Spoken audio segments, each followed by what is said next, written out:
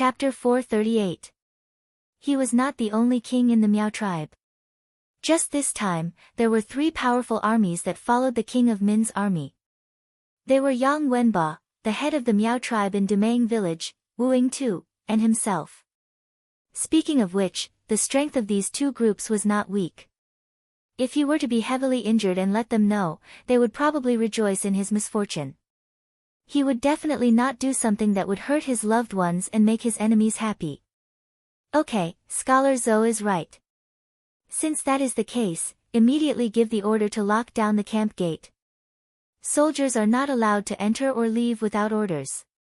At the same time, report this matter to the king of Min and ask for support. Originally, Miao Jinlong just wanted to find a way out.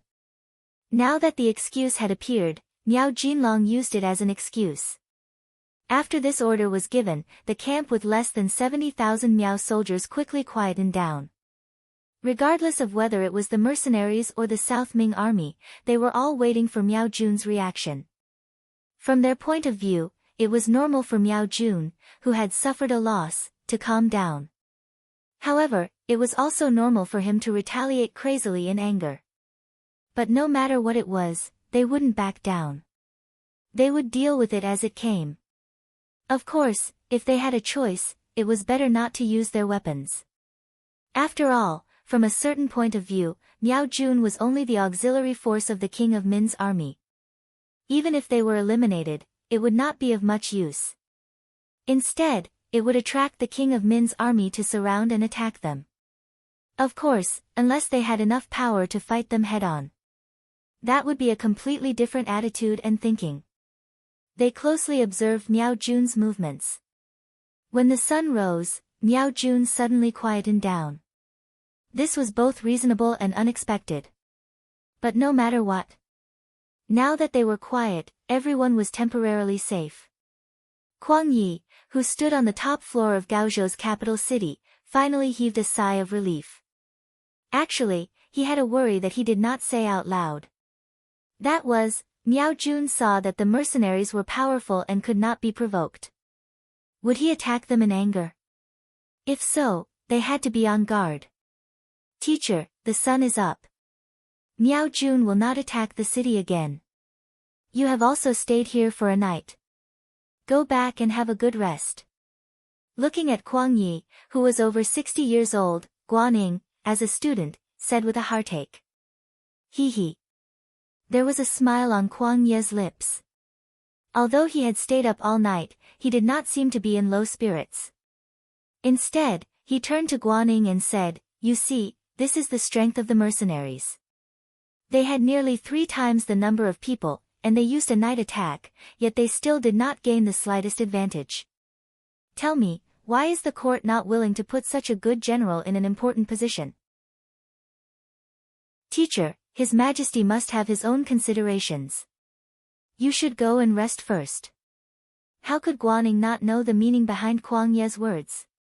In fact, when he first heard that Yang Qindong also wanted the title of king with a different surname, he was also very angry.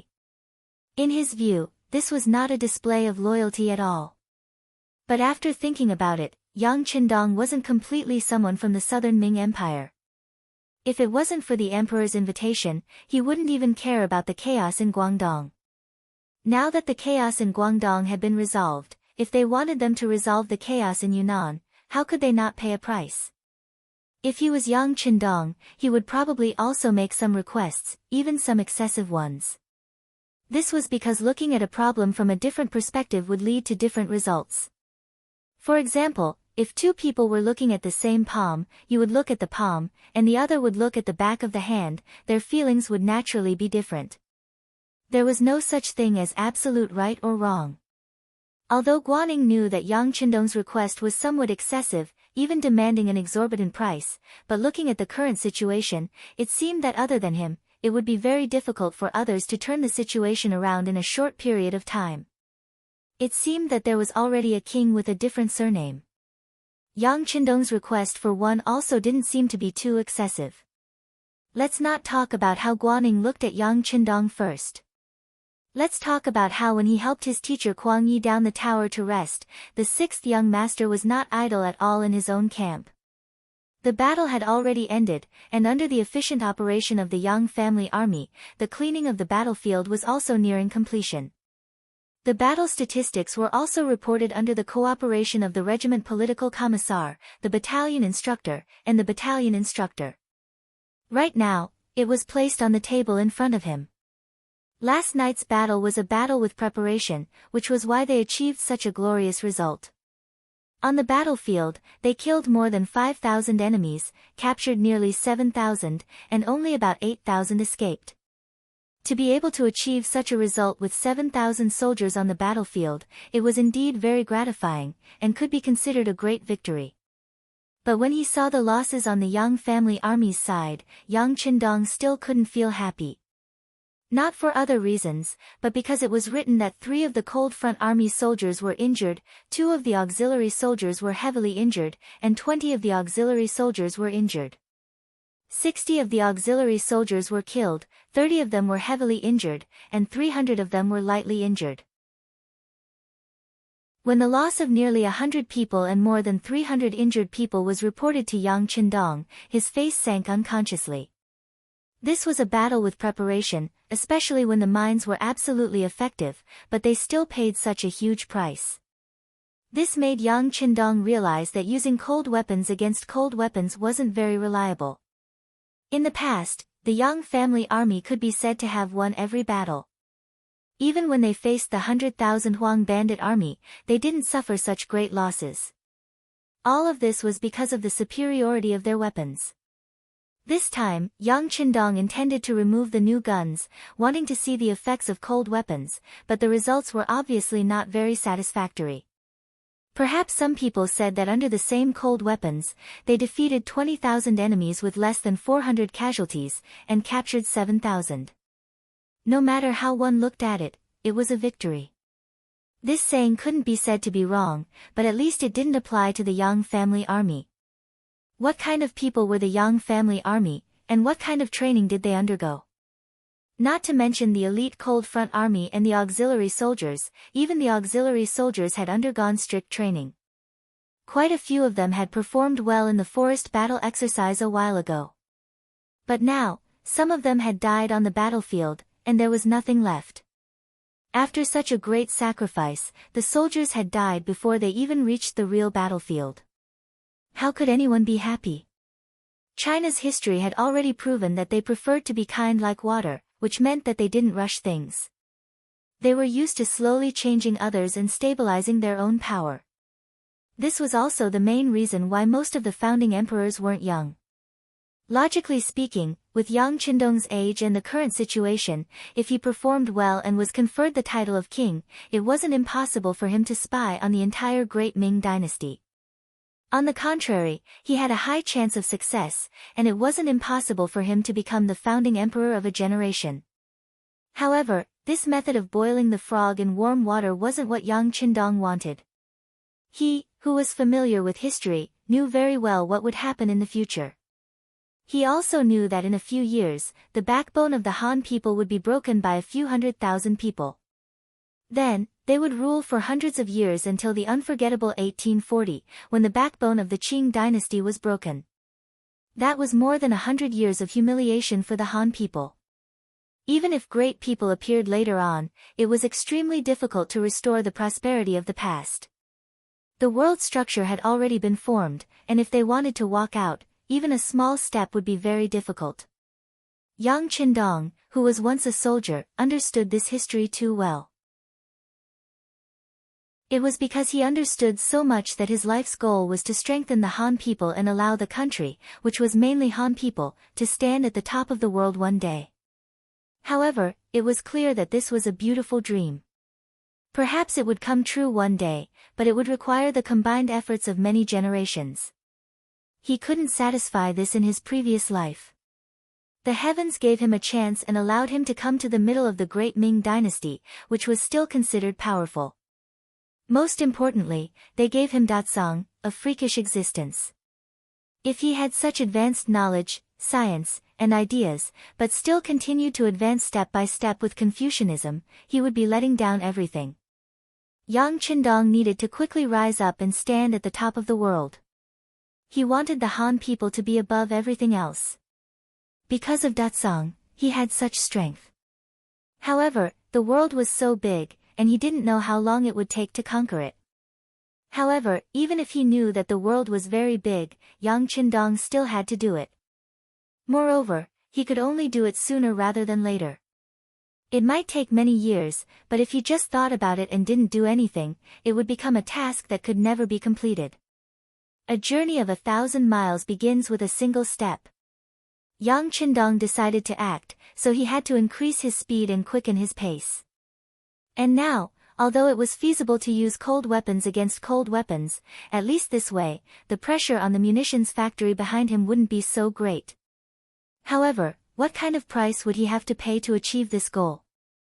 The young soldiers who joined the Yang family army did everything they could to let their parents, wives, and children eat and wear warm clothes, to let them have something to rely on, and to let them live a better life. For this goal, they dared to use their lives on the battlefield, obtaining victory after victory. These people had even sacrificed their lives. Looking at Yang Qindong, he was actually willing to sacrifice lives just to reduce the pressure on the munitions factory and reduce the cost of advanced firearms. From this point of view, he was completely putting the cart before the horse. These were all good men, and could not be bought with any amount of money. How could they be compared with an emotionless flintlock?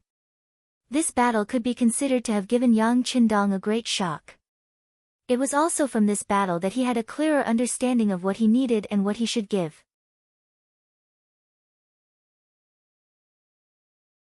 Chapter 439.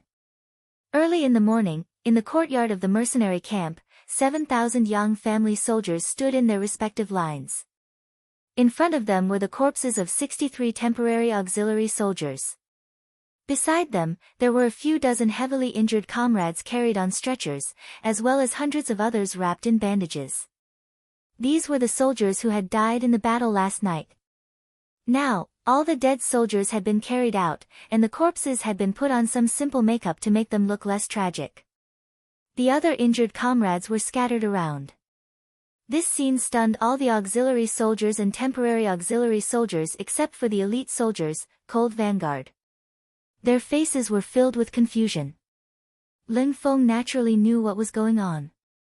In the previous battle on Ryukyu Island, there were also examples of comrades sacrificing themselves. The auxiliary soldiers were a little better. Most of them had heard about the death ceremony when they joined the army in Crimson City. It was said that this ceremony would allow their souls to ascend to heaven and stop suffering. They even said that this ceremony was called a memorial service. They had only heard about it, but had never actually experienced it. The temporary auxiliary soldiers were completely stunned. They had never heard of it, and had never seen it with their own eyes. At this moment, they stood there with a look of confusion. Perhaps in their minds, they had clearly won a great victory last night, so why did they make everyone look so solemn? What was going on? In the eyes of others, defeating 20,000 enemies with less than 400 casualties, killing 5,000, and capturing 7,000 was naturally a great victory. But in Ling Feng's eyes, this victory was nothing. Fortunately, most of them had used cold weapons yesterday. If they had used the 9-5 sword, this battle would not have been considered a victory. At most, it would have been a draw. The Yang family soldiers were all gathered here. At the same time, the 7,000 captives were all escorted here. According to Yang Qindong, this was a pre-battle education. If this method was used well, it would have an unexpected effect. Everyone was present. The commander of Ling Feng's 2nd Regiment, Luo Pe, ran in front of Yang Qindong, who was in his commander's uniform, and gave a very standard military salute. "Comrade Commander, all the members of the memorial service have gathered. Please give your instructions. Please be at ease," Yang Qindong said solemnly. He put on the marshal's uniform that he had kept in the large warehouse to show his respect for this ceremony. Just like Luo Pa and the group of officers, they had also changed out of their combat camouflage uniforms and put on regular clothes to show their solemnity and might. In fact, after these officers changed into their normal uniforms, they did indeed look very impressive. Many of the soldiers who were charging towards the imperial army made up their minds to perform well in the future and get themselves an official uniform. How impressive would it be when they returned to their hometowns? As for Yang Qindong, when he strode to the center of the temporary stage, the entire camp fell silent. At that moment, there was only one person in the eyes of tens of thousands of people.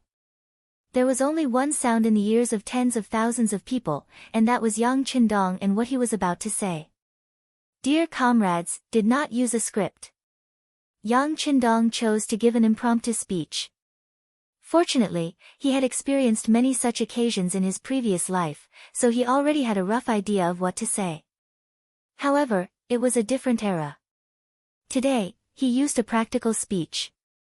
The target scanned the entire place, not even letting go of the Miao army captives who were still tied up. Then, he said in a solemn voice, Dear comrades, last night, the Miao army suddenly launched a fierce attack on our camp. In the face of the test of life and death, all of you made a heroic performance and handed in a perfect answer sheet. Relying on your courage, you defeated your opponents and won the victory. You are the best, and I am proud to have all of you. Salute. First of all, the victory of last night was affirmed. This made all the soldiers who participated in the battle puff out their chests. Everyone's face was filled with pride. But Yang Qindong's tone changed, and his voice became a lot deeper. Some of our dear comrades and brothers sacrificed their lives to protect their dignity in the battle last night. They sacrificed their lives in exchange for victory. It is because of their heroic sacrifice that we have achieved our glorious and great victory. Today, we are deeply mourning our beloved comrades. They are Zhang Hongdong from 1st Platoon, 1st Company of the 1st Auxiliary Battalion. Li Kaixian from 2nd Platoon, 1st Company of the 1st Auxiliary Battalion. Ren Zhuzi from 2nd Platoon, 1st Company of the 1st Platoon, 2nd Company of the 1st Auxiliary Battalion. Yang Weisong from 3rd Platoon, 1st Company of the 1st Platoon, 1st Company of the 1st Platoon, 1st Company of the 1st Platoon, 1st Company of the 1st Platoon, 1st Company of the 1st Platoon, 1st Company of the 1st Platoon, 1st Company of the 1st Platoon, 1st Company of the 1st Platoon, 1st Company of the 1st Platoon, 1st Company of the 1st Platoon, 1st Company of the 1st Platoon, 1st Company of the 1st Platoon, 1st Company of the 1st Platoon. 1st Company of the 1st Platoon, 1st Company of the 63 names were read out by Yang Qindong one by one. Every time he read out a name, a soldier's corpse behind him would be covered with a white sheet. When he finished reading out all the names, there were already soft sobbing sounds coming from the scene. Those who had tears in their eyes and could not help but cry were the friends and family of the dead soldiers. They were originally members of the Huang bandit army. They were citizens of the southern Ming dynasty. However, they lost their homes in the war and could not survive. They had no choice but to join the army to make a living. However, in the end, no one knew whether they were lucky or unlucky. They became captives of the mercenaries and after a strict selection, they became temporary auxiliary soldiers. In last night's battle, after such a long period of psychological education and strict training, the temporary auxiliary soldiers showed a good performance. They displayed their valiant side completely and finally won the battle. However, in the end, because the enemy's numbers were too great and they didn't have much combat experience, 63 people died in the battle. It was war, after all. People died. Everyone who participated in the battle was already prepared for this. Furthermore, they achieved such a great victory. Only 63 people died and less than 400 were injured. No matter how one looked at it, it was a great victory. Needless to say, when the results of the battle were tabulated, many temporary auxiliary soldiers were given military merits because of their excellent performance. Some were directly promoted from temporary auxiliary soldiers to auxiliary soldiers, some were focused on training among the temporary auxiliary soldiers and became the vice squad leader. There were also some who made military merits and were rewarded with silver taels.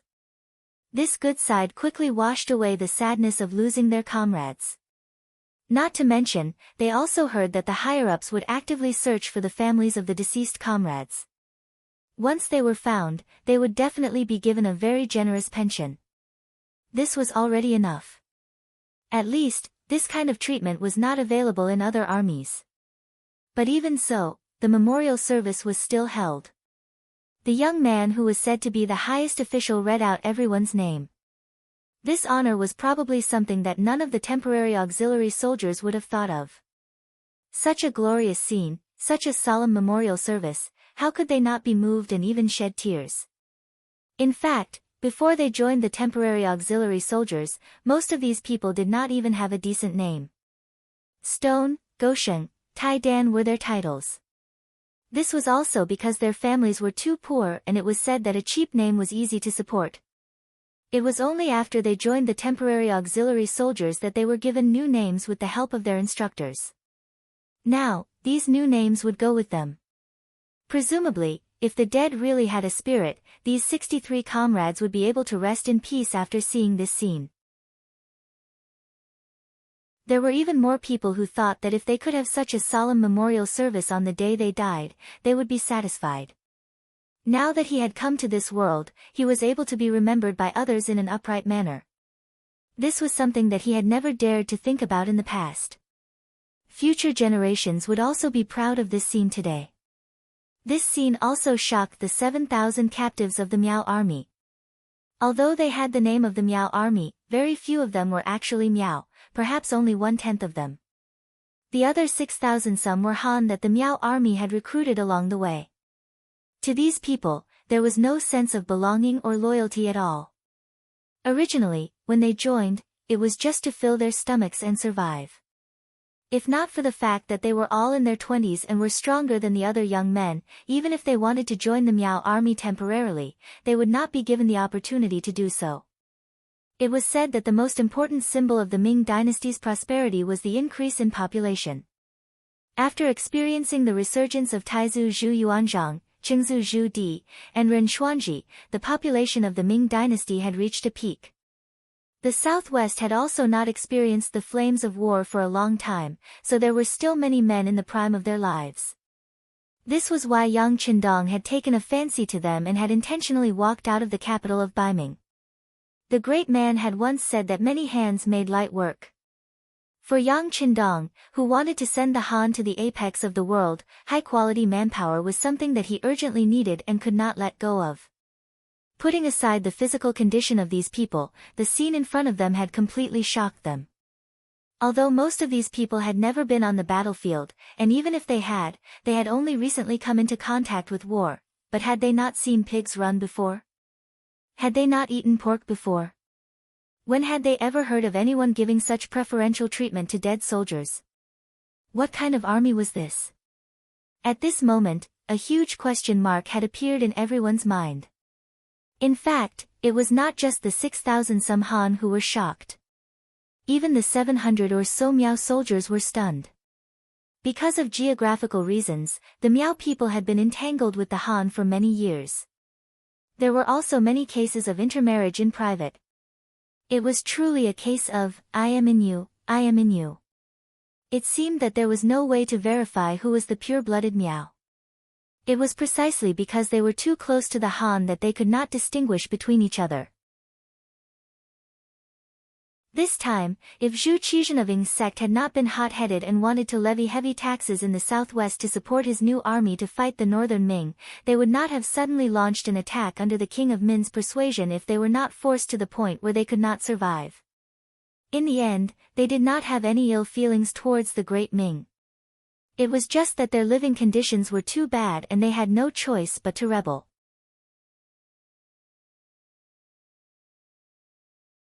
Chapter 440. However, regardless of whether they were 100% Miao people or not, they rarely came into contact with war. It was only because they were Miao people that they were valued and trusted more by Miao Jinlong. Hence, they were in a better position during the war. However, when it came to knowledge, they were no different from the other people of the great Ming dynasty. Just like the scene in front of them, they were also shocked. Although their hands were tied, it did not prevent them from widening their eyes to look at everything in front of them. They wanted to see what these mercenaries were up to. Under the gaze of more than 10,000 people, Yang Qindong finished reading the eulogy. Then, he took off his military cap and shouted to the audience, "Fire the gun and mourn for our dead comrades for 3 minutes." After that, Yang Qindong was the first to take the initiative to lower his head, followed by Tiger's Mane, Beta Persei, and the others beside him. Then, it was Commander Luo Pe, Political Commissar Kong Jie, and a group of Ling Feng, auxiliary soldiers, and temporary auxiliary soldiers. More than 7,000 people lowered their heads at the same time to mourn for their dead comrades. The scene was so grand and solemn that it shocked the 7,000 captives. At this moment, their hearts seemed to have been pierced deeply by something, making it difficult for them to breathe. Bang, bang, bang, Captain Xiao V of the 1st Guard Unit and Captain Dao Xiao of the 2nd Guard Unit led a group of team members and began to fire the gun, sending their comrades on their way to heaven. Under the sound of gunfire, especially the continuous firing of bullets, the 7,000 captives received a re-education process in their hearts. Come, cremate the 63 martyrs and send their bones back to the monument of heroes in the city. In the future, they will forever be worshipped by future generations. Their names will also be engraved on the heroes list for their descendants to pay homage to and for the world to remember. Under Yang Qindong's roar, piles of torches were lit and the 63 corpses were burning. No one knew if it was an illusion, but at this moment, many people seemed to see a breeze blowing over these burning corpses. It was as if their souls were really liberated, either going to heaven or reincarnating to a better world. The memorial service was over, but the significance of this symbol was far from over. This was equivalent to a big lesson, and every step was deeply knocked on everyone's heart. At this moment, it seemed that the onlookers were no longer afraid of death. In their minds, after death, their souls had a place to stay. What was there to be afraid of? Soldiers dying on the battlefield, wasn't this a kind of fate? On the contrary, what if they did not die and could survive? Didn't that mean that there would be more good days in the future? Even if they were dead, their families would have someone to rely on. Furthermore, their chances of survival were still very high. At this moment, all the soldiers to the army's morale, at this moment, the entire army's army. The memorial service was also a shock to the 7,000 captives. They had never seen or even heard of such a ceremony before, and it deeply stimulated them. Qiu, Qiu with Qiu, Qiu, with Qiu to percent V, Qiu with Qiu, Qiu, Qiu. After all, they were about to expand into the southwest region. If they had the help of these locals, especially the Miao people, they would be able to achieve twice the results with half the effort. Yang Qindong already had such a plan, and Kong Jie had volunteered. There was no reason for him to refuse. With a wave of his hand, he indicated that as long as they had a clean background and weren't evil people, he would consider taking them in as temporary auxiliary soldiers. At the same time, he promised them that if they performed well, they would be given the same opportunity to compete with other temporary auxiliary soldiers. Kong Jie, who had been thinking about the situation, left to carry out the order. Then, with the instructors and company instructors as the backbone and some soldiers who were good at talking, they formed small groups and went deep into the captives. They began to investigate the past of these captives and filter out potential recruits. Under such a strong psychological attack, the Han people who originally did not have much of a sense of belonging quickly accepted the change. Once the first step was taken, the rest of the matters would be easy to handle. Not long after, the captive soldiers began to change their allegiance. Even some of the Miao people were convinced by them. Perhaps they knew from the start that no matter who became the emperor and conquered the country, it would not have much to do with them. Since that was the case, they might as well follow the mercenaries in front of them. They had heard from the auxiliary soldiers of Leng Feng that their families were living a rich and beautiful life. Some of the things that came out of their mouths were things that the captives had never even heard of before. However, when they saw these people describing everything with a straight face, and everyone saying more or less the same thing, they believed them. Not to mention that what was said was true, even if it was a lie, it was not uncommon for it to become true after a lot of people said it. Of course, not everyone could be taken in as temporary auxiliary soldiers. After investigating and encouraging people to report and expose them, they still found some people with bad natures. Among them were Miao people and Han people. Not long ago, when they attacked the cities of the southern Ming dynasty, they did many bad things like burning, killing, and looting. Once these people were found, Kong Jie would sentence them according to their evil deeds. In Qiqian City, the relevant laws were gradually being perfected. There were also some rules that stated what kind of crime a person committed and what kind of punishment they would receive. According to this request, the punishment was placed on these villains. Immediately, more than 100 people were sentenced to death, and more than 600 people were sentenced to reform through labor for different terms. Those who were sentenced to death were directly executed in the military camp. Over 100 swords fell, and over 100 heads fell to the ground. Over 100 people died. As for those who were reformed through labor, they were all escorted to Laizhou Prefecture behind them. At the border of the coast, the Yangtze Navy had already sent ships to wait there. They brought over many new weapons and ammunition from the munitions factory. Other than these 600-plus criminals who had done something wrong, there were also over 1,000 Han and Miao people who did not want to join the temporary auxiliary army because they did not meet the requirements or did not understand the situation. These people would all be sent to the small glass island. When they arrived there, those who should serve their sentences would serve their sentences and atone for their sins through labor. The others would also be sent to other units and factories that needed them. In the end, out of the 7,000 captives, only 5,000 were allowed to join the temporary auxiliary soldiers. Even so, this result was enough to make Yang Qindong very satisfied. After a battle, they had learned a lesson and experience. The strength of the military had also been strengthened. No matter how one looked at it, it was worth it. At the same time, the 5,000 people who were accepted were also very happy. Not to mention what they had learned in the past few days that made them have a good impression of the mercenaries, just the basic necessities of life had greatly improved. They just casually took one out. The shoes they usually wore were straw sandals. In the Ming dynasty, only officials and rich people could wear leather boots or long boots. In the 25th year of Hangguo, the imperial court further decreed that commoners, merchants, craftsmen, soldiers, and odd-job workers were strictly prohibited from wearing boots. They could only wear leather boots. Only in the cold northern regions were they allowed to wear leather boots. Those who disobeyed would be punished with death. As for the ordinary commoners, they mainly wore straw sandals and leather boots. They were just ordinary shoes and leggings. Walking with such shoes naturally wouldn't be a problem. However, if one wanted to travel for a long time, it would easily cause problems. Many times when one went on a long journey, one would have to bring several pairs of shoes. There was no guarantee that they wouldn't break or that there wouldn't be a time when one was barefoot. Let's look at what kind of shoes the mercenaries wore. Forget about cloth shoes, the lowest were rubber shoes. The garment factory copied the rubber shoes provided by Yang Qindong. Due to the seriousness of the people at that time, coupled with the fact that there wasn't a trace of laziness in the workmanship, such shoes were much sturdier. The more powerful ones, like the elite soldiers of the Cold Vanguard, wore high-waisted leather boots.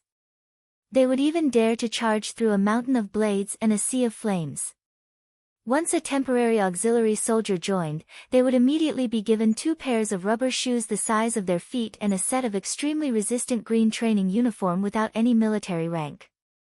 Just based on this, who knew how many people were attracted to this place? This was all caused by poverty. If the commoners were wealthy and accustomed to a stable life, then even if someone wanted to rebel, they wouldn't be able to do much.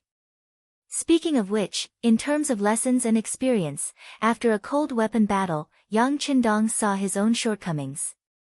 When the weapons used by everyone weren't too different, no matter how well prepared you were, there would still be casualties on the battlefield.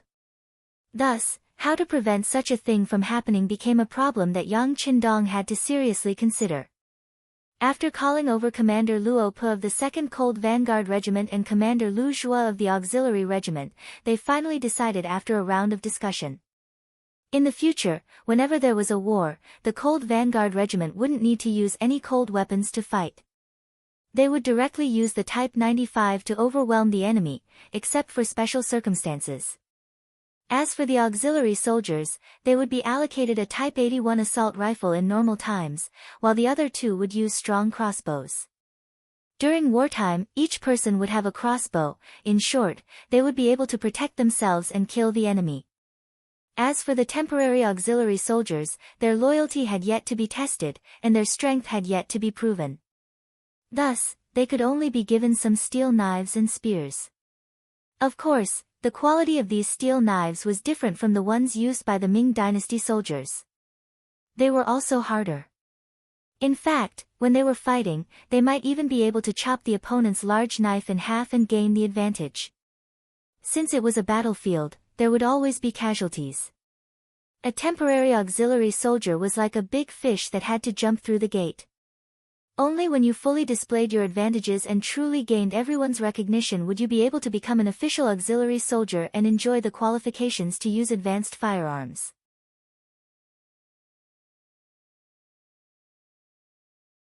Chapter 441. What was comforting was that when Luo Pu announced these rules and regulations on behalf of the military, no one stood out to oppose it. It seemed that this was unfair to some people. However, if one wanted to succeed and gain something, how could he reap without putting in the effort?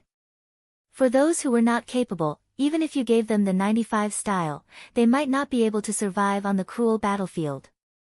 Strict hierarchy was necessary in many cases, especially in the military. There was no clear hierarchy. On the battlefield, one had to listen to someone else. Once an army had 2 or more voices, no matter how powerful it was, it would not be far from destruction. Yang Qindong was still digesting the captives who had just joined the temporary auxiliary army. Fortunately, such things had happened before. Whether it was the grievance meeting, all kinds of ideological education, strict training, better food, better treatment, cohesiveness, sense of loyalty, etc., all of these had played a big role.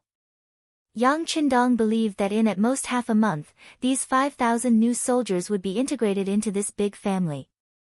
In addition to the originally disorganized organization, there should be no problem with the soldiers and fighting strength under the guidance of the old and the new. The mercenaries were actively making preparations here. The other forces were not idle either.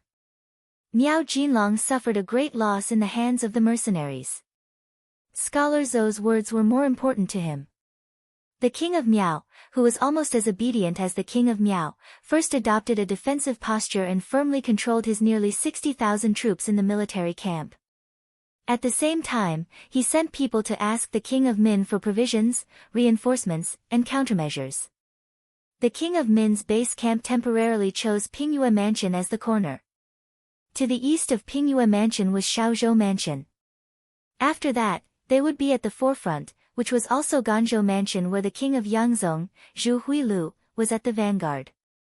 The biggest advantage of living in Pingyue Mansion was that they could attack and retreat without worrying about personal safety. From this point alone, it could be seen that the king of Min, Zhu Huilu, was still very afraid of death. In history, Zhu Huiliang was described as a very unbearable person. After the death of his father, Zhu Huiliang, his 2 younger brothers, Zhu Huiliang, the prince of Guangdong, and Zhu Huiliang, the prince of Yangzong, were not on good terms with him, causing serious internal friction. In the end, they were suspected by the imperial court and did not have a good ending. However, history was history after all. It was also written by people and limited by various objective factors. Sometimes, it even depended on the personal interests of the historian. Just like Yongjing of the Qing dynasty in the future, there were all kinds of opinions about whether or not he was the legitimate successor to the throne. However, this did not prevent him from becoming the bridge between the Kangxi and Qianlong dynasties. Zhu Huihua was the one who was underestimated by history.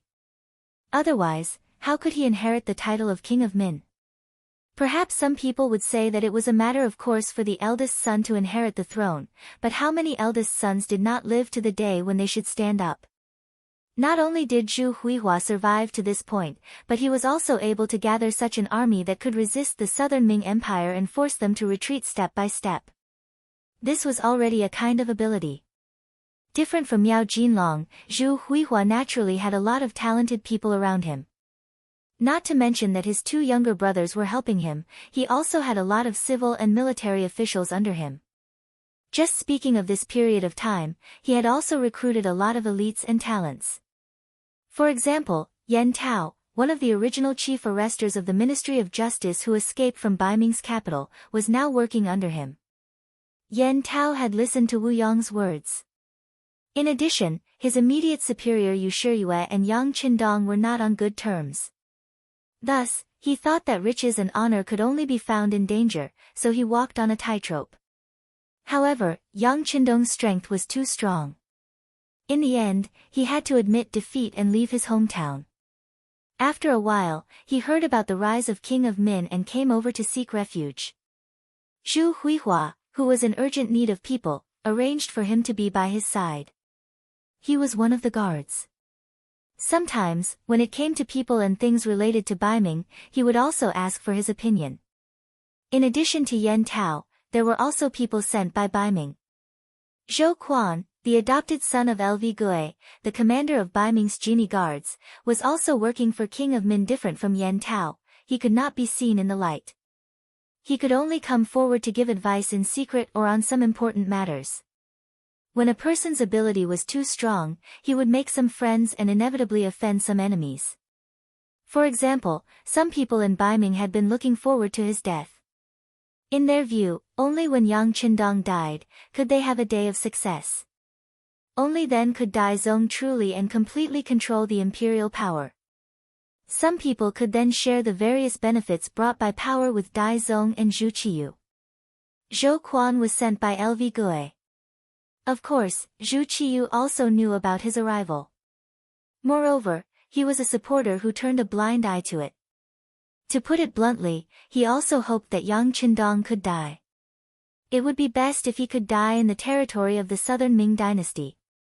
In that case, he could make a big fuss. It was precisely because of the arrival of Zhou Quan and Yan Tao that King of Min, Zhu Huihua, had a more intuitive understanding of Yang Qindong. After receiving Miao Jinlong's battle report, he did not immediately send reinforcements. Instead, he asked these two to help him analyze the current situation. In a side hall of the temporary King of Min's mansion, Zhu Huihua looked at Zhou Quan and Yan Tao with great interest and asked, "You two have always said that this Duke of Loyalty is a tiger. Now we are going to face him.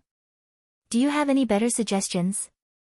By the way, not only do we value him, but also the Dai Zong Emperor values him. Even the prodigal Zhu Qizhen values him. I have already received the news that Nanjing seems to have agreed to give Yang Qindong the title of king." Before listening to their opinions, Zhu Huihua first told them all the news he had received. From this point of view, it was not a day or two that he had the intention to rebel. It seemed that he had arranged a lot of people in the imperial court of the southern Ming dynasty. Hearing this, Zhou Quan and Yan Tao first looked at each other. They were a little frightened by Zhu Huihua's power. In particular, Zhou Quan also wondered if King of Min had also arranged some people in Baiming. Of course, he would not ask such a thought, let alone say it out loud. The two sides were now in the stage of cooperation. On the surface, they needed to be sincere and united. Since Zhu Huihua asked, as a subordinate and a helper, the two had to speak. But before speaking, Zhou Quan, who was from the Brocade Guard, asked a question first. "Your Highness King of Min, isn't there news that Yang Qindong was assassinated and poisoned and will not live for long?" It was not strange for Zhou Quan to ask such a question. Although the powerful Great Ming dynasty was divided into the north and south, because of the short time, many yamens still had connections with each other. Especially important departments like the Brocade Guard, it was impossible to be divided so clearly in such a short time. It was not strange for Zhou Quan to know about the news that Yang Qindong was assassinated and poisoned in the southern Ming Brocade Guard. That's right. Zhu Huihua nodded. I also heard such a thing. But isn't he still alive? As long as he is not dead, he is worth paying attention to. Moreover, sometimes the dead can make a comeback. Zhu Huihua's words were not completely groundless. It was only because of his cautious personality. This was also because he had heard many stories. One of them had been told by Yang Qindong himself. Back in the immortal abode of Baiming's capital, he had appeared as the ancestor of storytellers to talk about the three kingdoms. It was said that in order to harm Bamei, a powerful official of the Wei kingdom at the time, the deceased Zhuge Liang had purposely made a blank book soaked in poison, saying it was a heavenly book. In the end, he had tricked Bamei and poisoned him to death. This was the famous example of a dead man killing a living man. Of course, all of this was just an unofficial legend. It could not be taken seriously. This was also something that Yang Qindong had said back then in order to raise the immortal abode's reputation. Unexpectedly, Zhu Huihua had heard it and taken it seriously. With this explanation, Zhou Quan nodded. He did not want to dwell on this matter any further. It was just as people said. As long as a person was not dead, it could not be taken seriously. Besides, with Yang Qindong's craftiness, it was hard to say what the inside story was. Since they couldn't talk about whether or not Yang Qindong was going to die, they could only treat him as an opponent. Thinking up to this point, Zhou Quan cupped his fists and said respectfully, Your Highness Prince of Min, as far as we know, Yang Qindong is an extremely formidable person. Back then, he had defeated the Walla's army with only a few hundred men. We must be careful when facing such an opponent. As soon as Zhou Quan finished speaking, Yen Tao also expressed his agreement and added, Brother Zhou is right. This Duke of Loyalty is not easy to deal with, especially when it comes to leading troops. Otherwise, he wouldn't have been able to annihilate young Master Huang's forces in less than 2 months. We need to be more cautious when dealing with him. Both of them were extremely cautious. Zhu Huihua nodded in agreement. Then what do the two of you think we should do next? Are we not going to fight back? It would be best if we don't fight back. Yen Tao nodded. Zhou Quan couldn't help but frown when he heard Yen Tao's suggestion. His mission was to do everything possible to kill Yang Qindong, Baiming's greatest threat. Now that this person had taken the initiative to become Prince of Min's enemy, it was the best time to eliminate him. How could he tolerate doing nothing? Yen Tao had already seen Zhou Quan's expression from the corner of his eyes. Of course, he knew what Zhou Quan was thinking. Therefore, he chuckled and said to Zhu Huihua, Your Highness Prince of Min, the strength of the mercenary army was clearly stated in Miao Jinlong's secret letter. 20,000 Miao soldiers were a surprise attack, but they were defeated by 7,000 people. Even if we were to face such an opponent, it would be very difficult to deal with them. If we have too few soldiers, it would be difficult to deal with them in one go. However, if we have too many soldiers, it would give the Southern Ming Empire a chance to breathe.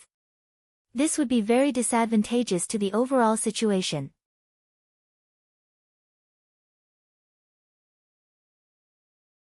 Chapter 442. Nodding his head, Zhu Huijin asked seriously, Then according to General Yen, what should we do? Yen Tao was one of Zhu Huijin's guards, and he was given the position of General of the Guards. It was reasonable to call him General Yen. It was also because he was trusted by King Min that Yen Tao decided to assist him sincerely. Hearing his master's question, he confidently raised 2 fingers and said, It's simple. Against such a strong opponent, we have to work together openly and covertly to suppress him. Work together openly and covertly. Interesting, let's hear it. Zhu Huijin asked with interest. He knew that Yen Tao was once Yang Qindong's opponent. What kind of person understood you the best? It was usually your opponent. Zhou Quan originally wanted to interrupt. At least he would not allow Yan Tao to do as he said and not do anything to Yang Qindong. If that was the case, how could he complete his mission? However, now that he heard about the two methods, one in the open and one in the dark, his curiosity was piqued. He suppressed the words he wanted to say and looked at Yan Tao. It's simple. On the bright side, we can send people to the vicinity of Gaozhou Prefecture and use the army to surround it. We can use this to tell the Duke of Loyalty that we are not to be trifled with. If he really wants to work for the Southern Ming Empire, then it is very likely that he will fight to the death. In the end, no one will end up well. Presumably, as long as he is a smart person, he will not act rashly. This will also create an opportunity for us to work on the dark side. What's the dark side? Zhu Huijin asked impatiently. He had a feeling that Yan Tao did not come up with this idea on the spur of the moment. He was afraid that he had already prepared for this. As expected, Yan Tao's next words confirmed Zhu Huijin's thoughts. On the dark side, we can assassinate Yang Qindong. I have already chosen the person. He is called Emota. His martial arts are strong and he is a native of Jiaoji. He also served in the Jiaoji army. Later on, when he was severely punished for doing something wrong, I saved him and arranged for him to stay in Gaozhou Prefecture.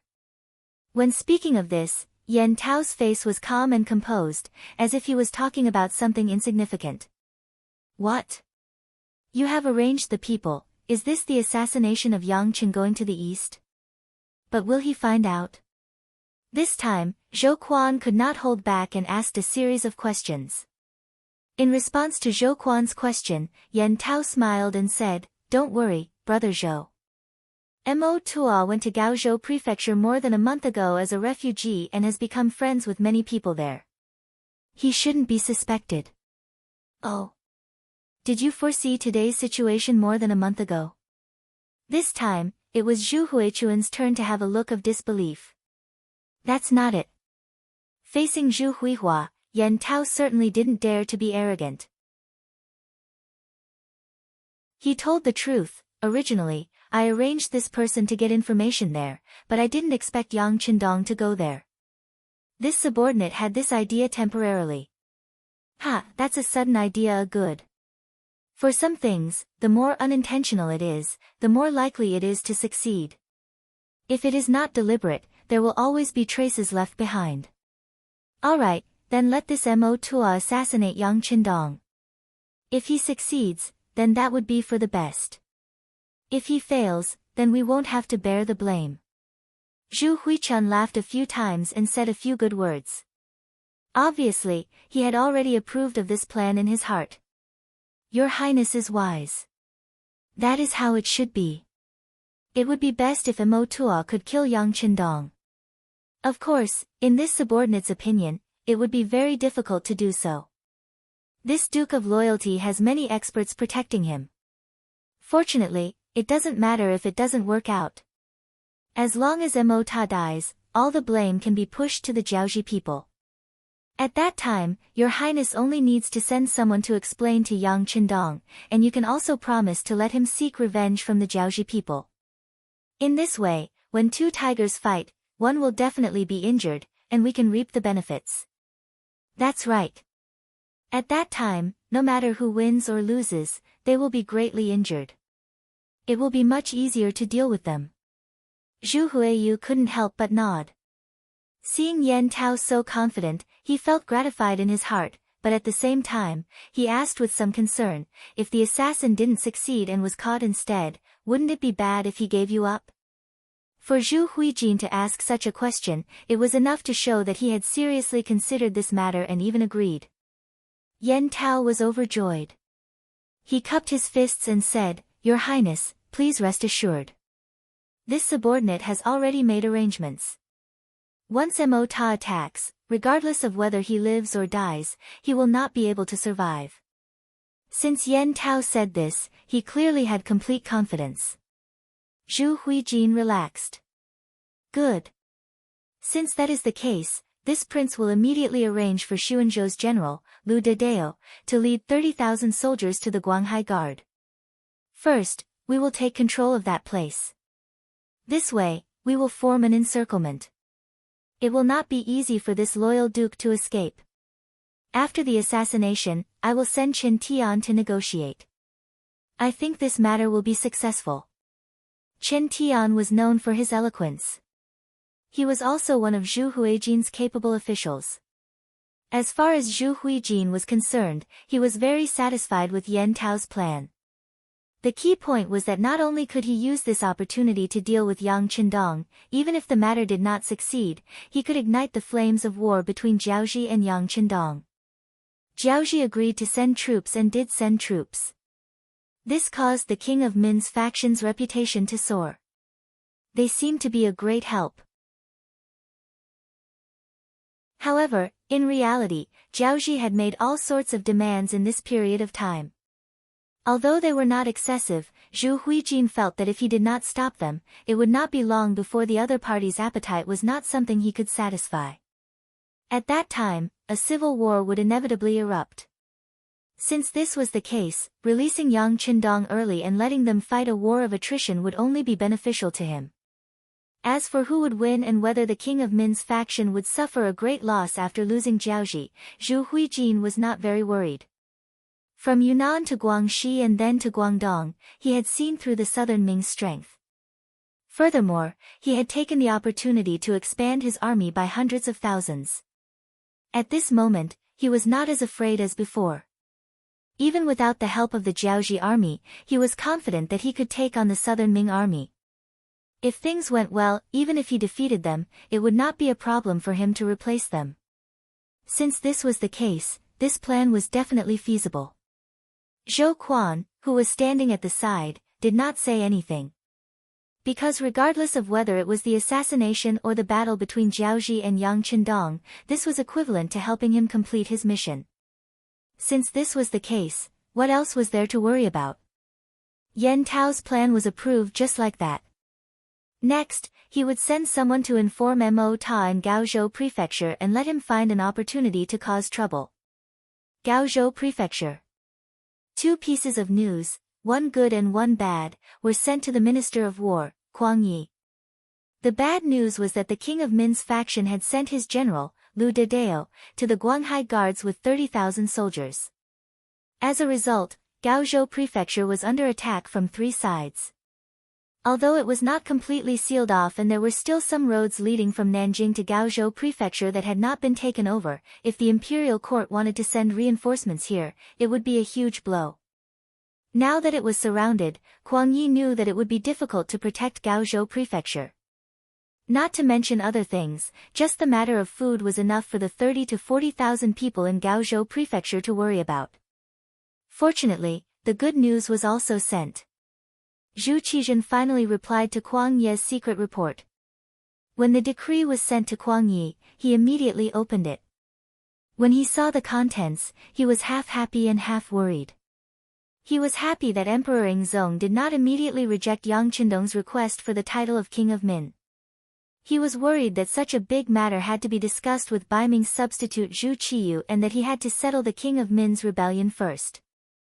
Kuang Yi, the minister of the Ministry of War, was very clear about the scale of the rebellion of King of Min as he was involved in it. Not to mention other things, just in terms of scale, with the addition of the Miao army from Yunnan, Guangxi, and Guangdong, it already involved 5 million people. In the middle of the Ming dynasty, the population was around 50 million. It had not reached the 60 million at the peak of the late Ming dynasty, but compared to the entire world, it was already a lot. Just the number of people in the rebel army was close to 1 million. If the Miao army and the Jiaoji army were added in, it would be even more. How many troops did Yang Qindong have? There were no more than 10,000 of them. And, this was because he had defeated Miao Jinlong and used the prisoners as his soldiers. Speaking of Yang Qindong's expansion of the army, it was actually against the rules. Before, he could use the captives on the battlefield to expand his army because he had the identity of an imperial envoy. He had the power to make arbitrary decisions and take advantage of the situation. There was nothing wrong with doing so. However, right now, his identity as an imperial envoy had been taken away, and his identity had once again become a duke. If he still wanted to expand the army under these circumstances, it was tantamount to a provocation to the imperial power. Just based on this point, Kuang Yi and the others could use this to condemn him. However, the current situation was like this. Kuang Yi and the others could not even protect themselves, so what could they use to criticize Yang Qindong? As such, he could only turn a blind eye to it. If he could get by, then so be it. Speaking of which, how could 10,000 people go against an army of over 1 million people? Even if the mercenaries were strong, with a ratio of 1 to 100, they would be able to exhaust you to death. Of course, unless Yang Qindong was willing to take out the large destructive weapons in the warehouse. However, that was impossible. At least in the war with the Han people, he would not use such powerful weapons. If he wanted to achieve his goal, he needed more Han people to support him. How could he achieve it if he killed them?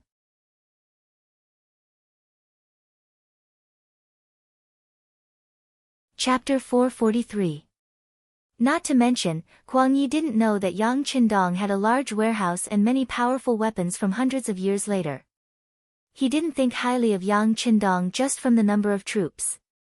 Even if he believed that this army could fight, it shouldn't be like this. From this point of view, Yingzong didn't have any sincerity at all, not to mention asking for Bai Ming's approval. That was even more impossible. Think about it, the southern Ming had internal strife. What did it have to do with Bai Ming? They couldn't wait to see a joke. In order to solve the problem, Yingzong wanted their approval to be bestowed the title of king. This was simply unrealistic. Just like when Mubin was bestowed the title of king of Shiping, why didn't he say anything to Bai Ming? Now that Yang Qindong was about to be bestowed the title of king, he remembered everything. If this wasn't artificial difficulties, then what was? Of course, these were all Kuang Ye's thoughts. As a subject of the Great Ming, he couldn't question the emperor's decision. Now, he was thinking about how to explain this matter to Yang Qindong clearly. He wasn't even sure if Yang Qindong would be angry and make things difficult for him if he read this decree. Others definitely wouldn't, but when it came to Yang Qindong, everything was possible. Kuang Yi couldn't make up his mind, so he called Guaning, Ma Wei, and Yu Guang over. He first showed them the emperor's decree, then asked with a helpless expression, "Do the 3 generals have any ideas?" After the 3 of them read it, their expressions became very ugly. They could clearly see that Yingzong didn't want to be bestowed the title of king. However, they were just some insignificant or border officials. What ideas could they have? Just like this, the 3 of them were silent for a long time. When Kuang Yi was a little impatient, Guaning carefully said, "Teacher, this matter should be discussed with the Duke of Loyalty and see if there are any other conditions. As for the location, I think Gaozhou City is more suitable." The reason why Guaning said this was because he had the same thought as Kuang Yi. He was also afraid that Yang Qindong would suddenly attack. It was different in the city. After all, this was their territory. Even if they wanted to make a move, the other party would have some scruples. Yes. Kuang Yi nodded, he understood Guan Ying's meaning and said, "Since that's the case, you should personally go to the mercenary camp. Regardless of whether you can meet the Duke of Loyalty or not, just tell him that you want to discuss this matter." "I understand." Guaning nodded. Cold Front Barracks. Zhu Qizhen's decision regarding Yingzong had been sent over yesterday. With a powerful eunuch like Mao Mu in the palace and the fact that this matter was not a secret to begin with, he had informed the Yangxia Security Bureau personnel in the city. Yang Qindong, who had received this information a day earlier, let out a long sigh after reading it. He knew that he had underestimated the situation. He was different from Mu Bin. Yang Qindong knew this very well. Mu Bin had only lived in Yunnan for a long time and his influence was limited there. Moreover, most of the soldiers under his command belonged to the imperial court. In other words, if he made any strange moves, those soldiers might not listen to him. However, he was different. He had the most elite mercenary army in the world. That was an existence that everyone was afraid of. In addition, when he was in Baiming, he had the ability to overthrow the Minister of Justice, Yu Shiyue. This kind of influence was not something that a mere Mu family could achieve. It was precisely because his influence was not limited to one place that it was normal for Zhu Qizhen to be on guard against him. Under such circumstances, how could Zhu Qizhen give him the title of king? If it were someone else, if he was not given the title of king, he would withdraw his troops. In any case, his headquarters was in Baiming. Now, Baiming was still very safe. At worst, he could just return to Yang village and do whatever he wanted with the outside world. However, Yang Qindong's goal was set long ago. He could not let go of this no matter what. Especially since this war involved Jiaoji. Jiaoji was definitely a foreign race. He could not allow the foreign race to oppress and invade the Han people. In other words, regardless of whether Ing Zong agreed to give him the title of king or not, he would not give him even the slightest benefit. If he had to send troops, he would still send troops. A bitter smile appeared on Yang Qindong's face as he felt like he was being held hostage. Then, he comforted himself and said, "Forget it, no matter what, this time I've expressed my wish. When the time is right, I'll probably be bestowed the title of king." After consoling himself, Yang Qindong began to wait for Kuang Yi to talk to him. Although he could not be bestowed the title of king, he still wanted the benefits. He could not expect him to go to war without paying anything. This wait did not take long. On the second day, Guaning came. After seeing Tiger's Mane, he told him that the minister wanted to meet with the Duke of Loyalty. He also said that he would be waiting for him in the city. Tiger's Mane naturally did not agree immediately. He only said that he would report this matter to the young master. As for whether he would go or not, it was not up to him to decide. After Guaning left, Tiger's Mane told Yang Qindong about the matter. The sixth young master laughed heartily. "This Kuang Yi is also afraid of death. He actually asked me to meet him in the city. He is afraid that I will flip out. Hee hee." Seeing that even the Minister of War was intimidated by the young master's reputation, Hu Mang naturally had a smile on his face, as if he had something to do with honor. "Well, if that is the case, how about we give him face? Not only do we have to go, but we also have to go quickly. We have to act as if we are in a hurry. Only by doing this can we get more benefits." Yang Qindong quickly made a decision. He had to act as if he did not know anything. This way, when he heard the news, he would flip out. No matter what he said or did, others would be able to understand. Yang Qindong wanted to enter the city for negotiations. Tiger's Mane immediately went to arrange it. Although there should not be any danger, at this time, the young master's safety was definitely the most important thing in Yangxie. There was no room for carelessness. He immediately gathered a total of 60 people from the first and second guards to be responsible for the young master's close safety. Then, he mobilized a company of elites, the Cold Front, to be responsible for the periphery. In addition, he had the Wolf Fang Special Forces and the Ghost Sniper team to secretly cooperate with him. Just like how Kuang Yi was guarding against Yang Qindong, how could they not be on guard against each other? After doing these things, Tiger's Mane reported the situation to Yang Qindong. He just nodded slightly to show that he understood and did not say anything. This was the concern of his subordinates. Of course, he had to accept it. After all, if something really happened to him, then the world would really be in chaos. When Tiger's Mane reported, as the first wife, Hu Yan, was tidying up Yang Qindong's clothes. They had been married for more than a year, and Hu Yan had completed the transformation from a little girl to a qualified wife. Her behavior was more natural and graceful. From a girl in the Hu family to Yang Qindong's wife, Hu Yan did not feel too uncomfortable. Of course, this was because of Yang Qindong's protection, but at the same time, it was also because there were no parents-in-law. Without anyone to control her, she could obtain the greatest power as soon as she came in. When she did things, naturally, she did not have to worry too much. It had been smooth sailing, especially after Yang Qindong treated her very well after marriage. This made Hu Yan very satisfied. Even so, she still had a regret in her heart. That was, after such a long time, she was still not pregnant with her husband's flesh and blood. In this era, there were 3 ways to be unfilial, and the worst was to have no descendants. One could imagine how much pressure she was under. If it were not for Yang Qindong repeatedly emphasizing that now was the time of war, and the environment was not conducive to having children, and if it were not for the other 3 wives who were also not pregnant, she was afraid that she would not have been able to resist. Naturally, Hu Yan did not know that the lack of children was partly caused by Yang Qindong. He did his best to take various measures in the bedroom. Of course, it was not that he did not want children, but for the sake of the wives.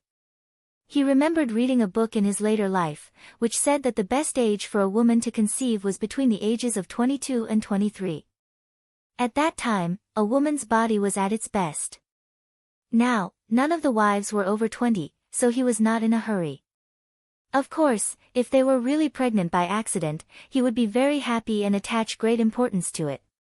She carefully helped Yang Qindong put on the iconic set of green clothes, and looked around. When she was sure that everything was fine, Hu Yan nodded with satisfaction. Yes, my 6th son is handsome. Ha, don't praise yourself like this. Listening to Hu Yan's sigh, Yang Qindong could not help but be happy. Even if he had a calm heart, it made him very happy to be praised by the person he loved.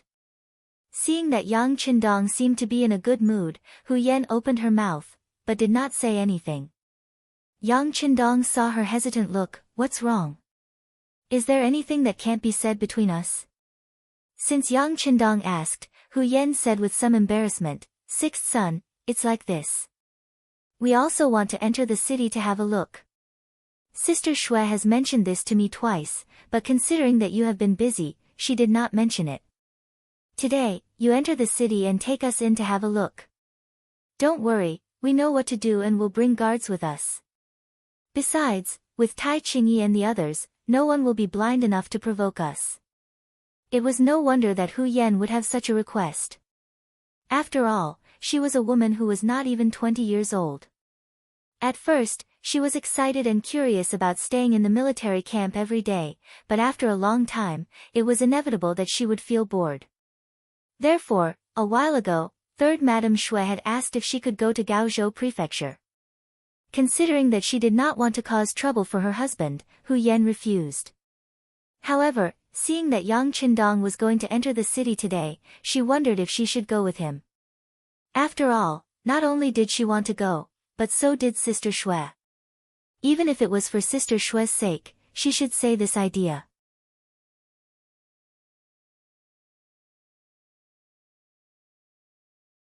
Chapter 444. It's been hard on you.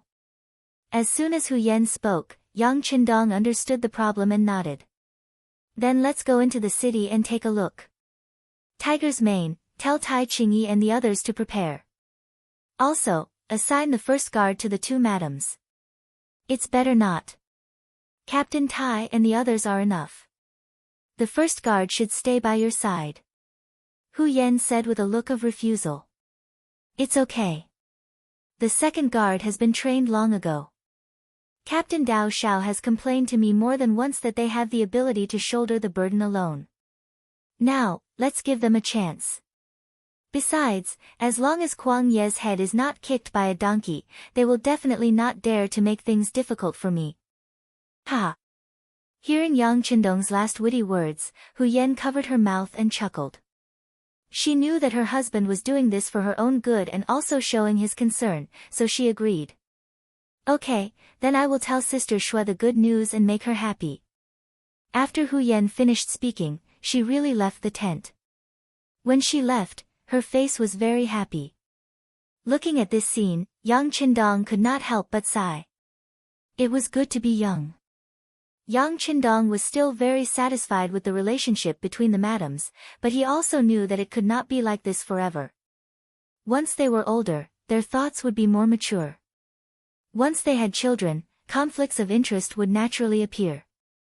Once he really created something big, it would be a question of who would inherit and how much would be inherited. At that time, it would be impossible for them to be as close as they were now. But after thinking about it, Yang Qindong quickly shook his head.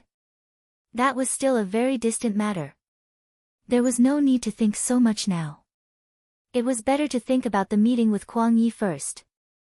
After receiving the information about Nanjing yesterday, Yang Qindong knew that after being disappointed, he also understood his position in Zhu Qizhen's heart. Others could be crowned king, but he could not. It seemed that Zhu Qizhen was very afraid of him. In other words, he had already formed such an impression in the other party's heart. It would be very difficult or even impossible to change it. Even if he disbanded the mercenaries now, it would only be a temporary peace. It would be impossible for him to live in peace forever. Once they seized the opportunity and created something that could be used against them, it would be the time for the army to be locked up. In the final analysis, Yang Qindong had already seen that Zhu Qizhen would not tolerate him after testing him with the king bestowment request. Since that was the case, there was no need for him to harbor any illusions. He would directly reveal his powerful side. Even if it was to protect himself, for the safety of his family and loved ones, he had to have sufficient strength. Of course, even after going through all these, Yang Qindong's strategy still hadn't changed. That was to surround them but not attack. Even though the Great Ming dynasty was divided into the north and the south, the majority of the commoners still managed to get by. During the early Ming dynasty, the economy recovered and developed through the Hongwu, Jiangwen, and Yongle dynasties. During the Renzong and Xuanzong dynasties, the economy prospered. During the Mingren dynasty, they stopped purchasing and redressed grievances. They paid tribute to the commoners and shared benefits with the commoners. They ordered for the troops to be stopped and for the commoners to be raised. They also stopped the treasure ships from going to the Western Ocean and stopped the royal family from purchasing jewels. These actions eased the social conflicts and allowed the commoners to recover. Productivity was developed, opening up a stable and prosperous era. After Ming Xuanzong ascended the throne, he quickly quelled the Han King Zhu Gaoxiu's rebellion and continued the Mingren dynasty's ruling philosophy. He implemented a policy of focusing on agriculture, helping the poor and punishing corruption. He continued to use the three yangs, helping the commoners, helping the poor and punishing corruption. This caused the Ming dynasty to be stable and the economy to develop quickly. During their reign, the government was clear and the laws were strict. The economy developed, the commoners lived in peace, and the society was stable. It formed the peaceful scene of the early Ming dynasty. The later generations called it the rule of Renxian, which was comparable to the Zhou dynasty's rule of Qingkang, the Han dynasty's rule of Wenjing, and the Tang dynasty's rule of Jingguan. If it wasn't for Zhu Zhanji passing away in the 10th year of Xuanda, 1435, he would have died at the age of 38. If the rule of Renxian ended like that, even if Yang Qindong came here and brought the large warehouse with him, it would be very difficult for him to achieve anything. Facing the Great Ming dynasty, which had a strong economy and military, if Yang Qindong wanted to do something, it would be the same as going against the development of society, and he wouldn't be able to win the hearts of the people. It was because the Great Ming dynasty's foundation was too good that even after the defeat of Tu Mu and the chaos in the south, the Great Ming dynasty's foundation was still there. Many people were still loyal to the imperial court. Especially in the hearts of the commoners, the Great Ming dynasty was still very strong and was worth relying on. Under such an environment, even if Yang Qindong could take down the southern Baiming emperor and rule the imperial court, it was inevitable that the commoners would complain. There would even be many people who would rise up against him. If that was the case, then the Han people would fight amongst themselves. This was definitely not something that Yang Qindong wanted to see. He still wanted to lead them to unify the world. In the future, they would feel extremely proud to be born into a Han family. Just like the Americans in the future, they were arrogant wherever they went. In other countries, if something happened to the Americans, the local government's attention would be completely different. This was the benefit that strength brought to the commoners. Yang Qindong pursued an existence that was higher than the Americans'. The place that he wanted to conquer was too big, and he needed countless pure Han people to rule it. Once the consumption in the Great Ming dynasty was too great, even if he had the territory, there would be no reliable people to manage it. With this, he couldn't start a civil war in the Great Ming dynasty's territory, where the Han people lived for a long time. Thinking of this, Yang Qindong shook his head lightly. He believed that Zhu Qizhen definitely didn't know about his thoughts. Not only him, but other people also didn't know. They didn't even dare to think about it. However, it was undeniable that although Zhu Qizhen didn't know what he was thinking, this kind of pressure made him unable to fight back and could only admit defeat. Of course, while helplessly admitting defeat, Yang Qindong also had to actively ask for benefits. As long as it wasn't too excessive, the other party would definitely agree. Since they wanted him to work hard, it would be unreasonable to not give him any benefits. "Young master, everything is ready. We can set off." Tiger's Mane once again entered the tent to ask for instructions. "Let's go." Yang Qindong agreed and strode out of the tent. Gaozhou City. Although there were nearly 70,000 Miao soldiers stationed not far from the city, order in the city was still carried out in an orderly manner under Kuang Yi and the others' appeasement. This was the advantage of having a capable minister. For example, Kuang Yi, although he was the Minister of War, but in fact, his ability to manage the area was very strong. This kind of all-round talent was also what the emperor liked. If he met a famous monarch, there would be more room for development. Speaking of which, if it wasn't for Kuang Yi being too old and his thinking being too rigid, even Yang Qindong would have wanted to tie him up and send him to Qiqian City to be modified for his own use. Under the city tower of Gaozhou City, the city gate was opened. It was no longer closed like before. However, unlike before, when the city gate was opened, the citizens couldn't casually leave the city. There were only a few Ming soldiers guarding here. Along with them were Kuang Yi, Guaning, Ma Wei, Yu Guang, and the others. The reason they appeared here was naturally to welcome Yang Qindong. When they saw the army in camouflage from afar, Kuang Yi and the others tidied up their official robes and looked forward with anticipation. This time, although Yang Qindong's wish of being named king did not come true, this did not affect Kuang Ye's view of him. In their hearts, if there was anyone who could resolve the crisis in the southwest of the southern Ming Empire, it would definitely be Yang Qindong. However, the emperor did not agree to being named king. As the Minister of War, Kuang Yi could only obey. While taking advantage of today's opportunity to send the imperial edict, he also hoped to persuade Yang Qindong to focus on the overall situation. Even if the emperor didn't promise him, if he had a good performance, it might not be impossible for him to be crowned as a prince. Of course, even Kuang Yi himself did not have confidence in such a conversation. Even though he was the Minister of War and had the position of Grand Tutor of the Crown Prince, a lower rank 1 official, when he saw the iconic luxurious carriage arrive, he couldn't help but feel nervous. Although Yang Qindong was only 21 years old, in Kuang Ye's heart, he was someone of the same generation. This was because this person was too smart. When discussing matters with such a person, it was better to avoid all petty tricks. It was better to be more sincere and perhaps get a good result. The luxurious carriage was getting closer and closer.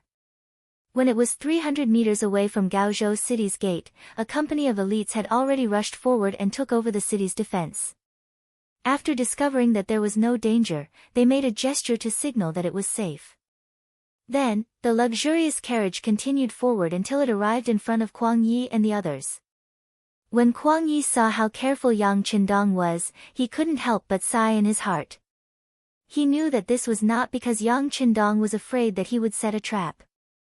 Yang Qindong just wanted to use this method to tell him that their relationship was not as close as before. Even if he wanted to make a request, he should have some sense of propriety. In the end, the carriage stopped in front of Kuang Yi and the others. Then, the tall Beta Persei stretched out and opened the carriage's curtains. Then, Yang Qindong, dressed in green, walked out. Compared to the Yang Qindong he saw a while ago, this time, his complexion was much rosier and he seemed to be more energetic. Of course, it was not comparable to when he was at his best.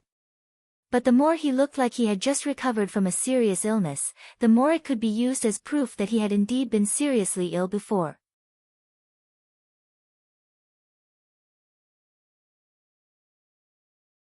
Chapter 445. Congratulations, Duke Zhongdang's body seems to be much better. Seeing Yang Qindong walk out of the carriage in such a state, Guang Yi cupped his fist and laughed, wanting to use this opportunity to get closer to him. That's right. It's all thanks to the mercy of the Imperial Secret Service.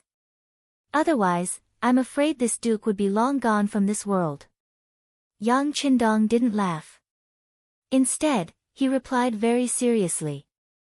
As soon as he said this, the faces of Guaning and the others on the opposite side changed greatly, becoming extremely red. Yang Qindong was poisoned by the embroidered uniform guard. This was something that the deceased embroidered uniform guard, Wei Guang, had personally admitted. Therefore, even if Yang Qindong's words were like nails, Guaning and the others had no right to object. They could only lower their heads and not say a word. Fortunately, Guang Yi was still there. This good official of several dynasties, his ability to adapt was quite strong. He said with a serious face, "This old man has already reported to the emperor about the embroidered uniform guard's audacity to secretly harm a meritorious official. The embroidered uniform guard has already been punished, and a few of them have been removed from their positions. This can be considered the emperor giving justice to Duke Zhongdang." This matter was not something that Guang Yi was talking nonsense, it really happened. However, only Zhu Qizhen himself knew whether those who had been removed from their positions had truly lost their power, or if they were just putting on an act. Yang Qindong, who also received the news, heard Guang Yi's words. His originally serious face had a trace of a smile, then he cupped his fist towards the direction of Nanjing and said, "Then this duke thanks the emperor for his kindness." There was not much respect in his words. If there were other eunuchs present, it would be inevitable for them to scold him. However, in Guang Yi's eyes, all of this could not be more normal. What, he had suffered a little grievance, and he was not happy to say a few words to vent it. As long as Yang Qindong was happy and was willing to help the southern Ming Empire, which was in dire straits, it didn't matter how harsh the words were. Furthermore, Yang Qindong hadn't even said anything. He was just being a little disrespectful. Speaking of which, the word respect should be kept in one's heart and not spoken out loud. Who did not know how to say nice words? Would words like that really count? Guang Yi had his own judgment, so at this moment, he did not show anything. Instead, he generously made a gesture to the people behind him. Yang Qindong did not stand on ceremony and walked side by side with Guang Yi. The two of them chatted and laughed as they walked towards the capital of Gaozhou. Naturally, there were hundreds of elites of Lingfeng following behind him. This time, for the sake of safety, Tiger's Mane allowed each of them to bring 2 basic sets of ammunition, which was 400 rounds per person. In addition, there were 5,000 to 6,000 rounds of ammunition in total. With such strength, even if the southern Ming army in the city wanted to do something bad, they would not be able to get any benefits. Not to mention, Yang Qindong had a large warehouse in his hands. How many rounds of ammunition and advanced weapons could he not take out? They entered the city, followed by Hu Yan and Lady Shui in the luxurious carriage. Tai Qingyi, the captain of the guards, led 20 female soldiers and the first guard, Qiu V's team of 30 people, a total of 50 guards, into the city. With such a team, as long as they did not encounter a large-scale enemy, there would not be any safety issues. Once something happened, as long as they could hold on for a short while, reinforcements would arrive immediately, and their safety would be guaranteed. As women, they naturally liked rouge and face powder very much. As Yang Qindong's wives, they already had all kinds of new cosmetics that could not be seen outside provided by the cosmetics factory in Qian City. However, since they were used to shopping in rouge shops since they were young, since they entered the city, it was necessary for them to make a trip there. It was just like how many people were used to eating big fish and big meat, so it was not bad to have a few light side dishes occasionally. Gaozhou Prefecture had experienced the chaos of the Huang bandits and was now surrounded by the Miao army. It was impossible to say that the business was not affected at all. Just like the current Gaozhou Prefecture city, because it was too troublesome to transport things in from the outside world, it caused the prices of goods in the city to skyrocket. Even businesses like rouge shops that weren't absolutely necessary were greatly affected. The prices were more than 4 to 5 times higher than normal, causing many young ladies and madams in the city to be unable to patronize them. However, this was not a problem for Hu Yan and Lady Shui. Along the way, Yang Qindong had instructed Ling Feng to take anything that didn't belong to anyone. He wasn't courteous at all. Although Zhu Qizhen did not give them a single coin for military expenses, just by eliminating the Huang bandits, they had already robbed a lot of spoils of war. For example, when Gao Xiong left with the navy last time, just the gold and silver alone was more than 15 million taels, and this did not include the house deeds, land deeds, and some antiques and paintings. It was impossible for them to take all the money away. Yang Qindong had a lot of gold and silver with him. As a madam, it was not a problem for him to be generous. That was why Hu Yan and Madame Shui dared to step into the store. After the two madams entered the rouge shop, Qiu Vi and 30 guards completely controlled the entire street outside the shop to ensure that no one came to disturb the two madams. Not only the front door of the rouge shop was guarded, but the back door was also guarded. Badao Jiang and Peng Yu of the first guard team were arranged to guard here. Although they were not protecting the sixth young master this time, the two madams' identities were equally important. Badao Jiang and Peng Yu did not have the slightest intention of relaxing. When they arrived at the back door of the rouge shop, they saw a black shadow seem to have floated in. The reason why they said that the shadow had floated in was because the person was so fast that Peng Yu did not see it clearly.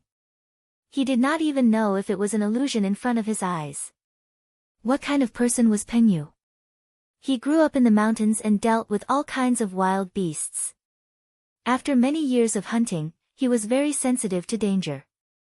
Brother Ba, did you see a shadow enter the backyard just now? Peng Yu was not sure if he saw a person or not, so he cautiously asked Badao Jiang, who was in charge of guarding the back door with him. Badao Jiang was good at endurance, especially when it came to fist techniques. However, when it came to eyesight, he was still not good enough. In response to Peng Yu's question, he asked in confusion, "Why do you say that? Did you see anything?" After these days of contact, they understood each other very well and knew where Peng Yu's advantages were. After saying that, Badao Jiang's expression changed. "Brother Peng, are you going to say that you saw someone enter the shop from the back door?" "It was a little blurry." "I didn't see it clearly," Peng Yu, who was asked, answered in an uncertain tone. "You didn't see it clearly? Does that mean someone went in?" Badao Jiang was a straightforward person. Thinking of his responsibility, he immediately turned around and rushed into the back door after saying that. "Brother Ba, I'm not sure if it's the same person." Peng Yu saw Badao Jiang's eagerness and could not help but shout anxiously. What he saw was Badao Jiang's back and his voice coming from afar. "Mistress's safety is more important than anything. It's not wrong to go in and have a look, whether or not someone is there." After shouting these words, Badao Jiang's figure was getting farther and farther away. Peng Yu did not think about anything else. He put the 9-5 style behind him and strode after him. After Hu Yan and Madame Shui entered, the rouge shop quickly became lively, especially when Tai Qingyi entered with 20 valiant female soldiers in camouflage uniforms. Seeing this, the proprietress of the shop came out to welcome them. Most of the people who ran the rouge shop were women. Otherwise, it would be inconvenient to communicate with them. The proprietress of the shop was a woman in her 40s. Looking at her complexion, one could tell that she must have been beautiful when she was young. "Oh, our esteemed guest has arrived. Apologies for not going out to meet you. Take a good look. Our Lou's Rouge shop is an old brand. It's one of the best in the entire Gaozhou prefecture. The lady boss had a smile on her face as she spoke as if they were close friends. Hu Yan and Lady Shui were used to big occasions, so they didn't have any stage fright. They smiled and went to the counter under the guidance of the landlady. Then, they looked at the colorful makeup products. Tai Qingyi followed the two matriarchs closely and looked around from time to time. However, just as he took 2 steps forward, he heard a female soldier reprimanding him. "Who are you? Get out!" Just this shout alone attracted at least 3 nearby female soldiers to come over. Even though they were all women, they had all undergone strict training in Crimson City. The one who trained with them was the most elite, Ling Feng. Therefore, their skills were not any weaker than Ling Feng's. It was just that their strength was lacking. Under the shout, an unprepossessing man had already pulled out a sharp dagger from his waist and rushed in the direction of the counter. The man's speed was very fast and his strength was even greater. Just by getting close to her, he had already pushed the female soldier who had first noticed him and called out to him to the side. When the flying figure landed, it directly smashed a wooden chair that was meant for guests to rest on into smithereens. However, what the man did not expect was that after he pushed one person away, another woman rushed in from the front, left, and right. Instantly, the situation became 1 against 3. Women? Why are there so many women? He spoke awkwardly in the Central Plains language. Then, he raised his knife and slashed at the 3 women in front of him. All of this happened too quickly. The 3 female soldiers were caught off guard. The saber slashed the arm of one of the female soldiers, causing a stream of blood to spurt out.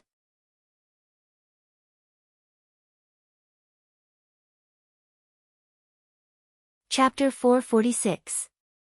With one successful move, the man flew up and kicked at the other female soldier. He thought it would be easy for him to hurt another person with this quick kick.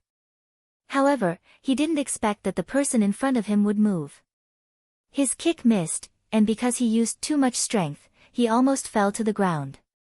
Taking advantage of his movement, the 3 female soldiers, together with the female soldier whose arm was injured, surrounded him again. It seemed that they would never let him take a step forward. At such a close distance, it was not a wise move to fire a gun. It was easy to hurt their companions. So, the 3 women used their fists and feet. They cooperated with each other and surrounded the man in the middle. Their fists and feet were like raindrops as they smashed towards the center. At this moment, another 4 female soldiers rushed in from the side, as if they were going to help the 3 women. The other 13 female soldiers and Captain Tai Qingyi surrounded Hu Yan and Madame Shui tightly to protect them. The fight in the store soon attracted the attention of Captain Qiu Vi, who was guarding the front door. At this moment, he had already rushed in through the front door with 4 sturdy guards and stepped into the rouge store. The timely appearance of Qiu Vi and the others made the man, who had been punched and kicked countless times, lose all hope of assassinating them. He had thought that the success rate of killing 2 women would be very high. However, it seemed that he had underestimated them. Since that was the case, he decided to run away. Where there was life, there was hope. Once the man had made up his mind, he decisively swung the dagger in front of him and threw it toward the counter. This alerted the enemy and caused the 7 female guards surrounding him to rush toward the counter. They would not forget that there were 2 matriarchs there.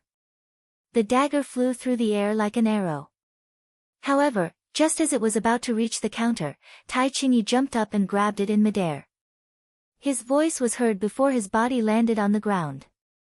"Go after him. Don't let him escape." Only then did the 7 female soldiers stop and turn around, wanting to give chase. However, after 2 breaths of time, the man was nowhere to be seen. Just when they thought that the assassin would definitely run far away, with a muffled bang, a figure flew back from the side door. After taking a closer look, who else could it be if it wasn't the assassin just now? After landing on the ground, the killer looked pained. Obviously, he was beaten back, and the person who hit him was so strong that he lost his strength for a moment. As soon as he landed on the ground, he wanted to stand up and fight, but two steel blades flashing with white light were already placed on his neck. Then, a sharp pain suddenly came from the bend of his calf, accompanied by a very light, crack, sound. The person who kicked him was Qiu Vi, the captain of the first guard. Needless to say, his entire left calf was crippled by this kick. Chou Wu led his men to restrain the assassin. It was at this moment that Badao Jiang and Peng Yu appeared from the side door. Clearly, it was because of their timely arrival that the assassin was forced to retreat and heavily injured to the ground. Seeing that Badao River's Peng Yu had also come out, Captain Chou Wu nodded his head approvingly. Clearly, he was very satisfied with their performance.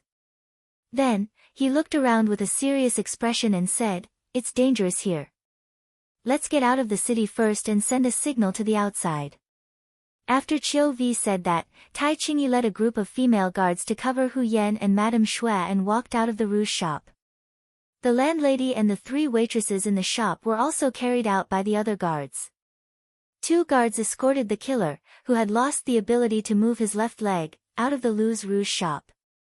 However, just as the other guards were approaching them, suddenly, an arrow pierced through the air. Out of instinct, Qiu Vi shouted, "Protect the madam." Then, he led the others toward Hu Yan and Madame Xue. As it turned out, it was a false alarm. The arrow was not aimed at anyone else, but at the assassin. Because he was not prepared, the arrow hit him in the chest. In just a breath, the wounded killer died with black blood flowing out of his 7 orifices. The arrow is poisonous. Be careful, everyone. After Chou Wu stepped forward to take a look, his pupils suddenly shrank. Then, he shouted to the people around him. While protecting the two matriarchs, he pulled out a small pistol in his right hand and suddenly fired at the sky. The government office of Gaozhou Prefecture. This was where Kuang Yi was staying, as well as the place where he and Yang Qindong were discussing matters.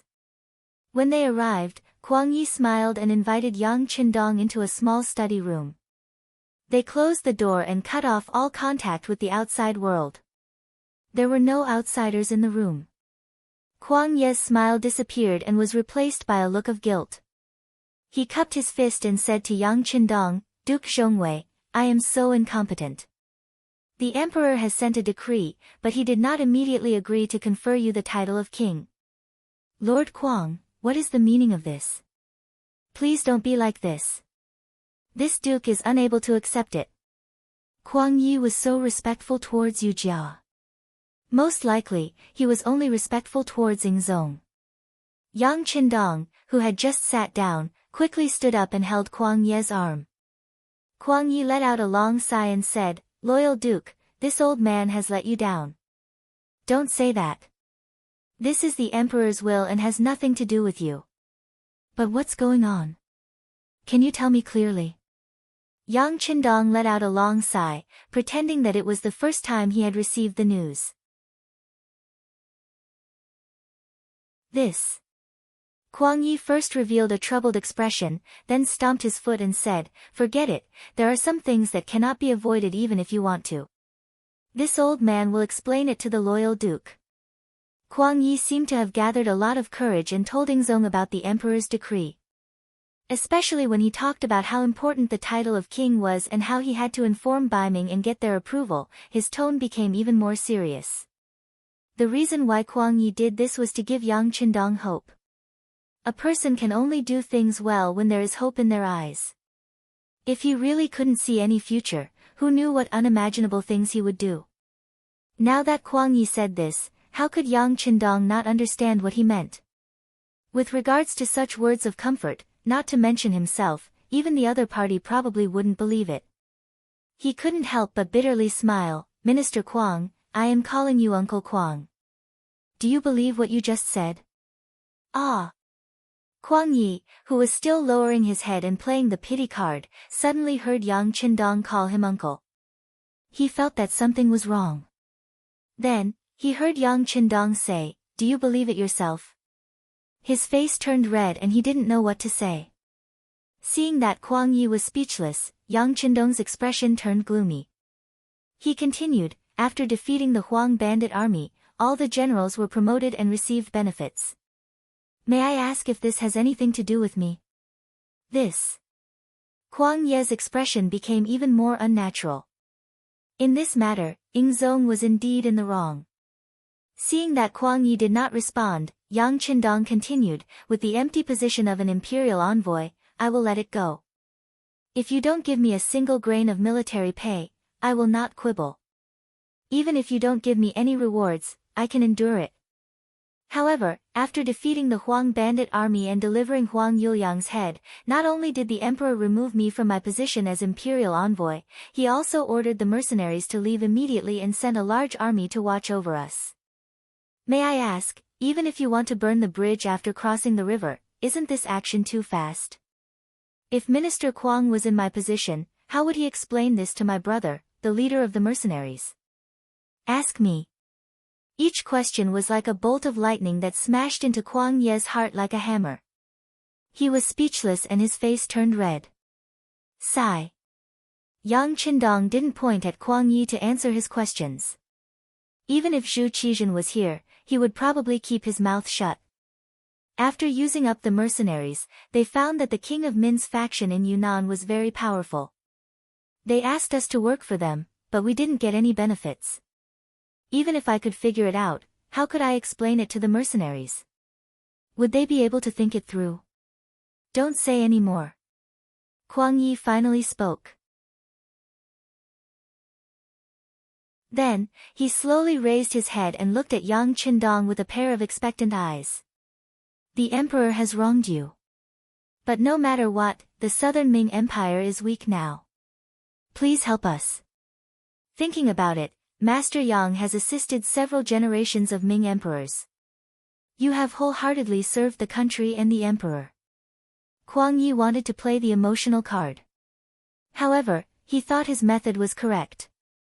He didn't know that when he mentioned this, Yang Qindong became even angrier. Are you talking about my father? If others don't know, may I ask Minister Kuang, why did my father retire and return to his hometown?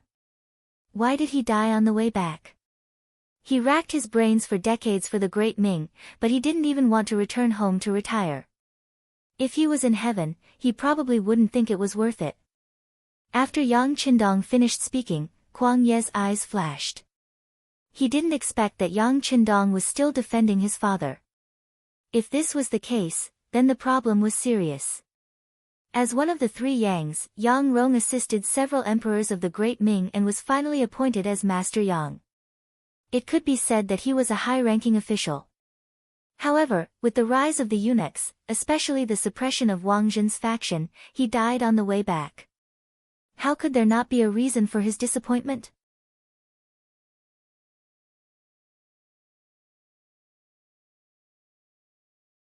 Chapter 447. Because of this matter, Kuang Yi felt that it was unfair, but he only thought about it in his heart. After all, even if it was him, if he offended Wang Zhen, he would not have a good ending. However, so many years had passed after all. He originally thought that Yang Qindong would have forgotten about it, but now it seemed that he was still a son. How could he dare to forget about his father's matter?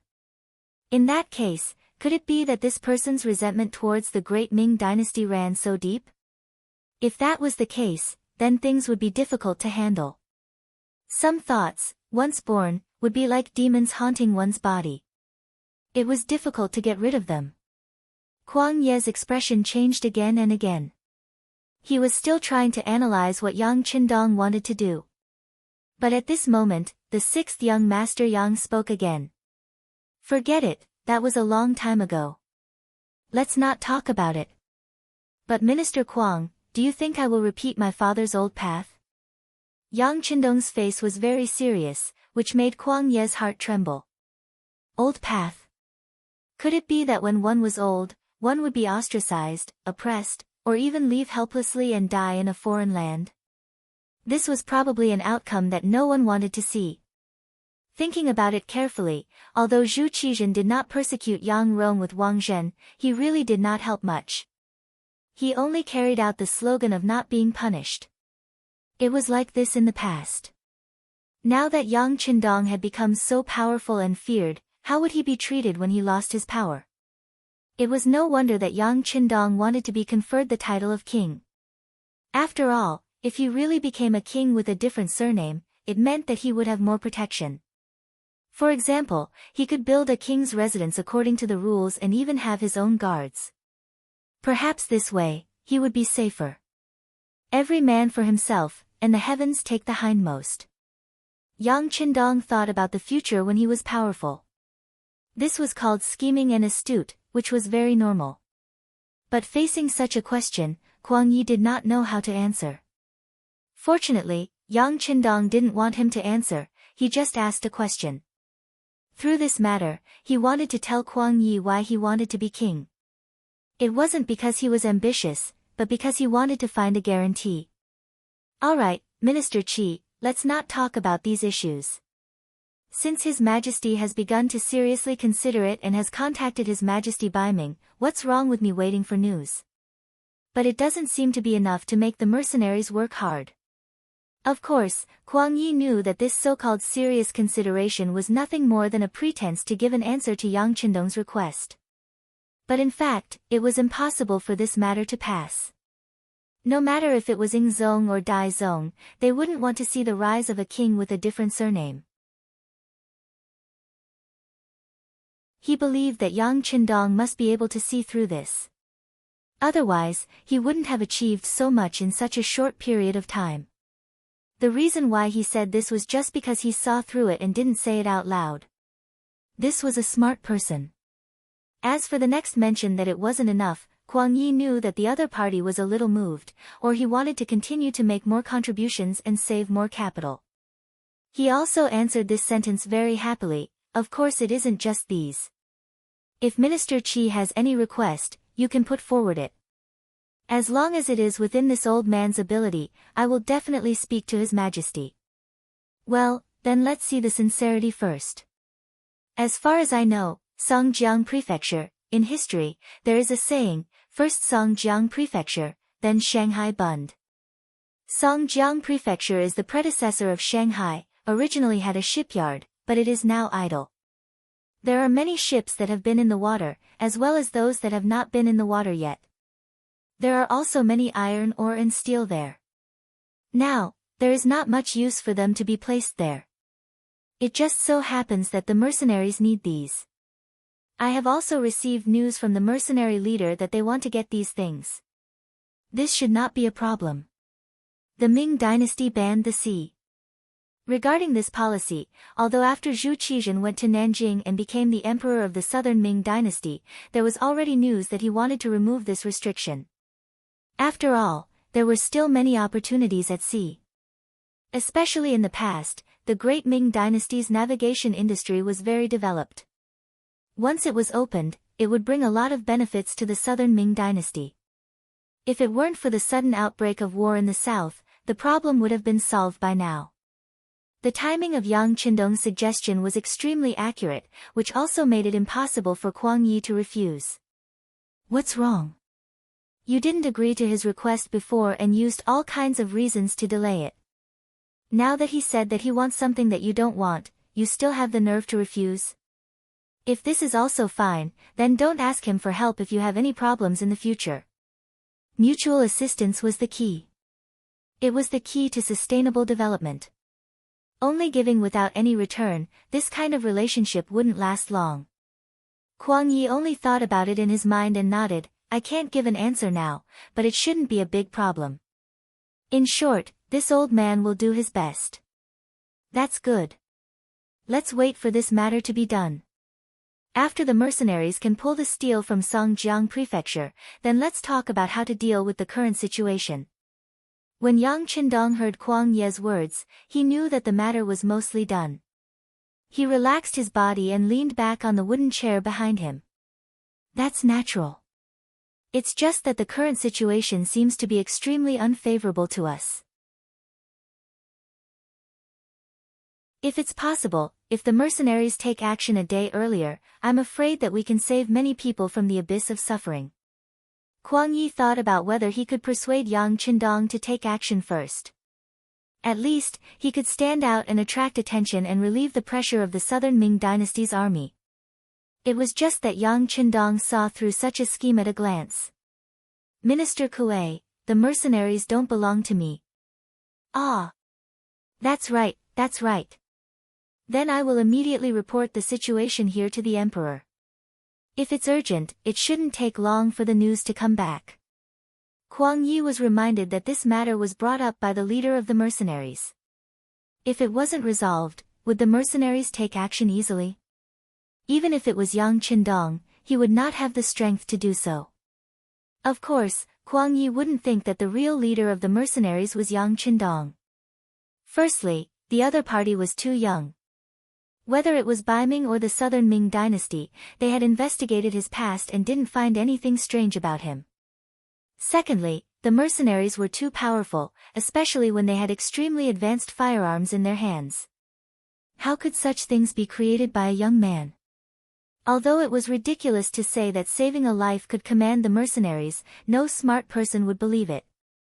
Most likely, someone wanted to borrow Yang Qindong's hand to make the mercenaries famous. But in the end, putting the young master of the Yang family in the position of the leader of the mercenaries was also unbelievable. No one would believe that the title of the leader of the mercenaries was real and had the greatest deterrence. Now that he wanted something in the name of this person, how could Kuang Yi dare to be careless and bargain? He had already decided in his heart that after Yang Qindong left, he would immediately write a secret letter to the emperor. Moreover, he had to go quickly and show the leader of the mercenaries that they were very efficient.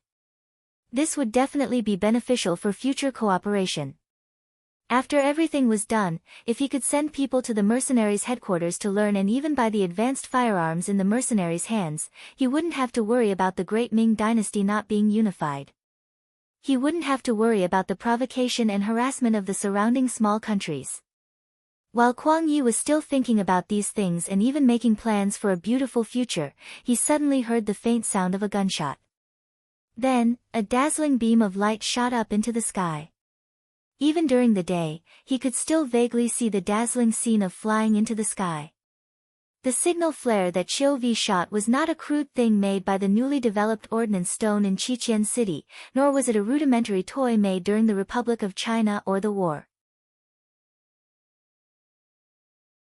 It was a product made during the heyday of the military after the founding of the People's Republic of China. It represented the high-tech products of the 21st century. The quality of the signal flare was also very powerful. Once it was shot out, it was impossible for the nearby people not to see it. It was precisely because of its power that when it flew into the sky, not only did the cold vanguard army, who had been on guard outside the city, see it, even Yang Qindong, who was discussing matters in the city, saw it immediately. Bang! Just as the signal flare rose into the sky, the sound of footsteps could be heard. Then, the door was kicked open from the outside. Tiger Man and Beta Persei each carried a pitch-black Type 95 pistol and rushed into the room. "Young master, are you okay? Our brothers are dealing with the people outside."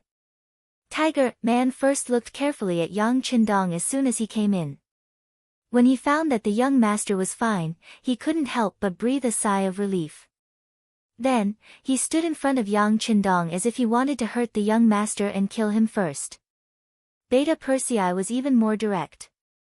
He strode forward, grabbed Kuang Ye's collar, and lifted him up. When his feet were in the air and he felt that it was difficult to breathe, Kuang Yi, whose face was flushed, shouted in dissatisfaction, "What are you doing? Put me down, put me down." No matter what, he was still the dignified Minister of War. Now that he had the title of Grand Tutor of the Crown Prince, he was a well-known lower first-rank official. Even in the entire southern Ming dynasty, he was one of the most powerful people. Now that he was lifted up by someone, it was a psychological blow, not to mention how he felt. Put Minister Qing down first. Yang Qindong had already thought of many things in this short period of time. Since the signal flare rose into the sky, it couldn't be unintentional. Something urgent must have happened. However, it didn't seem likely that it was related to Kuang Yi. If that was the case, why didn't he see any executioners in this room?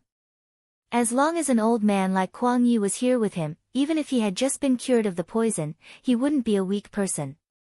Was Kuang Yi that bold?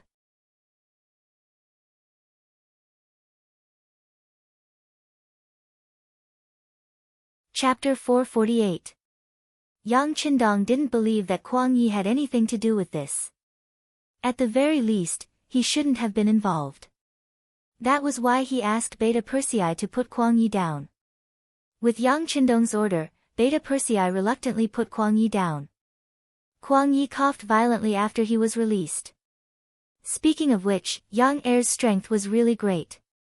That grab just now didn't have the slightest intention of being lenient.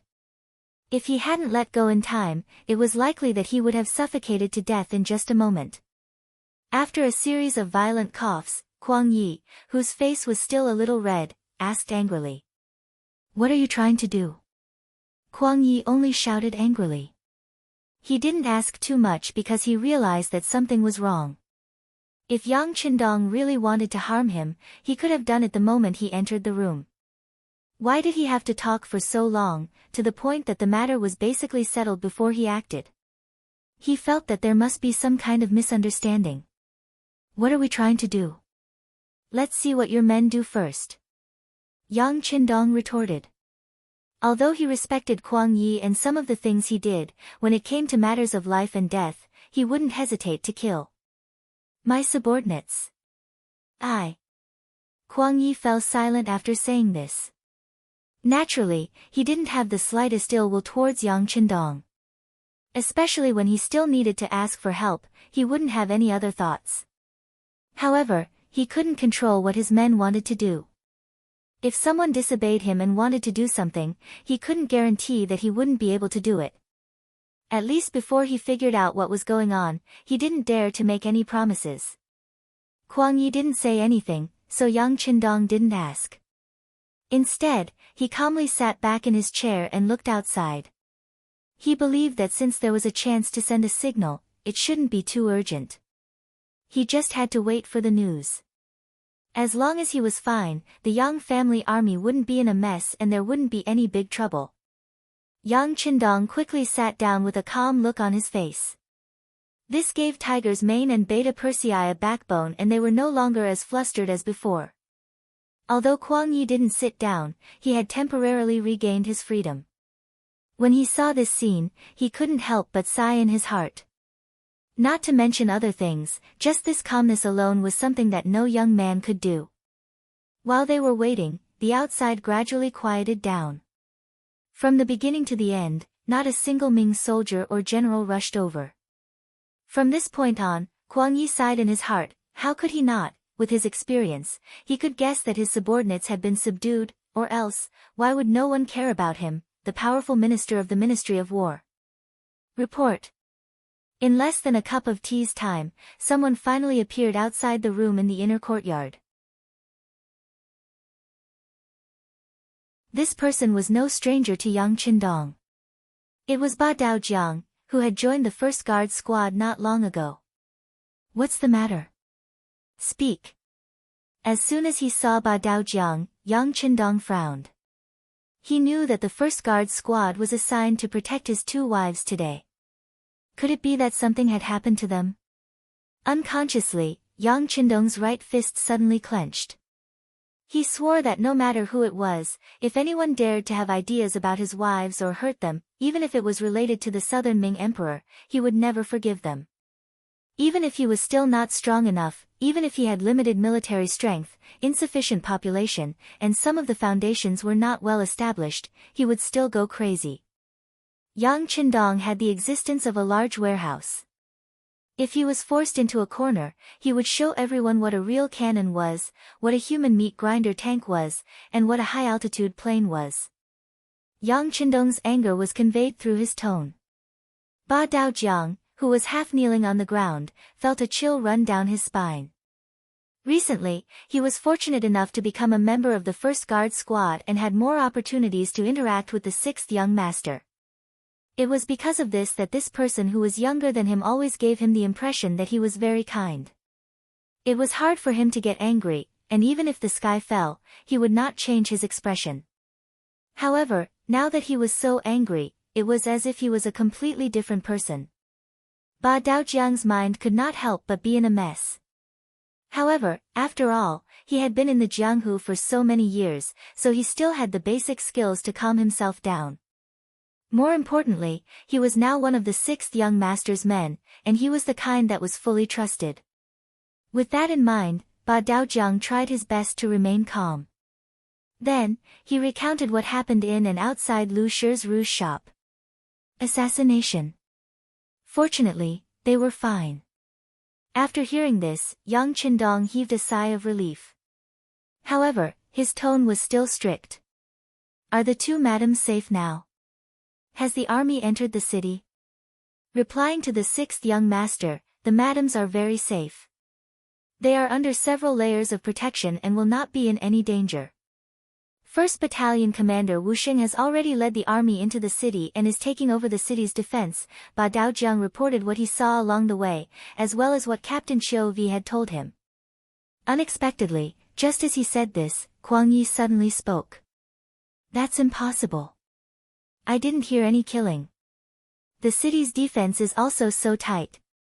How did your army enter the city? Kuang Yi naturally did not believe it. This time, he had been very careful when he summoned Yang Qindong for a meeting. The generals below were also afraid that Yang Qindong would flip out, so they had arranged everything beforehand. After Yang Qindong and the others entered the city, they had tightened the defense.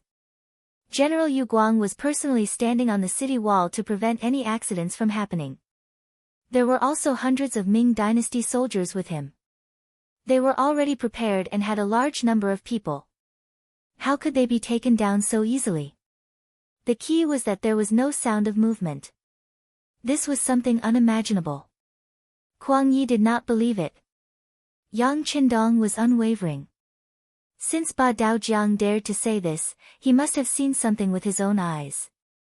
As for whether or not they could complete this mission, he was not worried at all. During this period of time, the Lingfeng soldiers did not have any specific training. Their goal and mission was to quickly attack the city. When the chains and climbing ropes were taken out, the Gaozhou prefecture, which was not very sturdy to begin with, was not much different from their own backyard. Yang Qindong knew why the Lingfeng soldiers were called elites and how powerful they were. He did not doubt the report. His anxious heart finally relaxed, and his expression returned to its original natural state. All right, you've worked hard. Let's wait here together. Yes. Ba Daojiang replied respectfully. He took out the black 9-5 style from his back and stared at the door. He looked like a door god who could stop 10,000 men from entering the door. It was an awe-inspiring sight. No one answered him from the beginning to the end. Kuang Yi, who was bored, finally sat down obediently. However, there was a hint of worry in his expression. He could tell that the scout who came to report would not lie. If that was the case, wouldn't his soldiers be too useless? This time, they waited for a little longer, but in less than an hour, the footsteps outside began to become more frequent. Then, a few officers in camouflage uniforms with pistols on their belts walked in. The leader was the commander of the 2nd Lingfeng Regiment, Luo Pa. Behind him was the commander of the 1st Battalion, Wu Sheng. Because Kuang Yi was there, Luo Pa did not bow. He only gave a standard military salute and said, "Commander, everything outside is under control. The 4 gates in the city are also locked down. We are searching for the assassin's accomplices. There is no news yet. Let's go out and take a look." Yang Qindong nodded slightly to show that he understood. He then said to Kuang Yi, who was still in shock, "Minister Cheng, shall we go and take a look?" Although this was a negotiating tone, Kuang Yi knew that if he didn't go, he was afraid that he would be forced into a fight. Moreover, he really wanted to know who wanted to assassinate Yang Qindong's wife and bring him such trouble. "Let's go and take a look. If the assassin is my subordinate, I will definitely give the Duke of Loyalty a satisfactory answer." Kuang Ye's words were very smooth. It was obvious that he had made up his mind.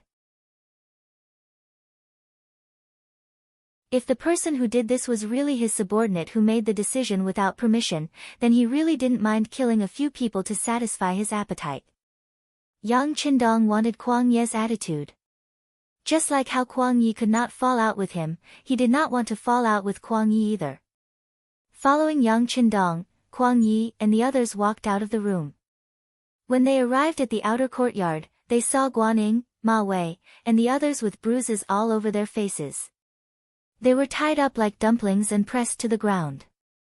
Judging from their clothes, they were covered in dust, and Guan Ying's lapel was in tatters. They must have gone through an intense resistance. It was just that they were helpless. They were not as strong as others and would eventually be trampled under their feet. When Kuang Yi walked out, Guanning and the others who were still struggling to turn their heads instantly became obedient. This was too shameful. This was especially true for Guanning. The last time he fought with Yang Er, he was beaten quite badly. However, he thought that it was just a special case. If he encountered ordinary mercenaries, with his skills, it would be easy for him to fight against 3 or 4 of them. But just now, he was only facing a mercenary. He was still suppressed and beaten until he was pressed to the ground and could not move. Both of them were alone, yet he had easily dealt with him. It was no wonder that he felt ashamed to face anyone. Of course, if he knew that his opponent's name was Dao Xiao, he would not be so depressed. He was the captain of the second guard team. For Yang Qindong to be able to make them responsible for his safety, one could only imagine how strong they were. Although Guanning was powerful, the intensity and method of training were completely different from the mercenaries. It was normal for him to be defeated.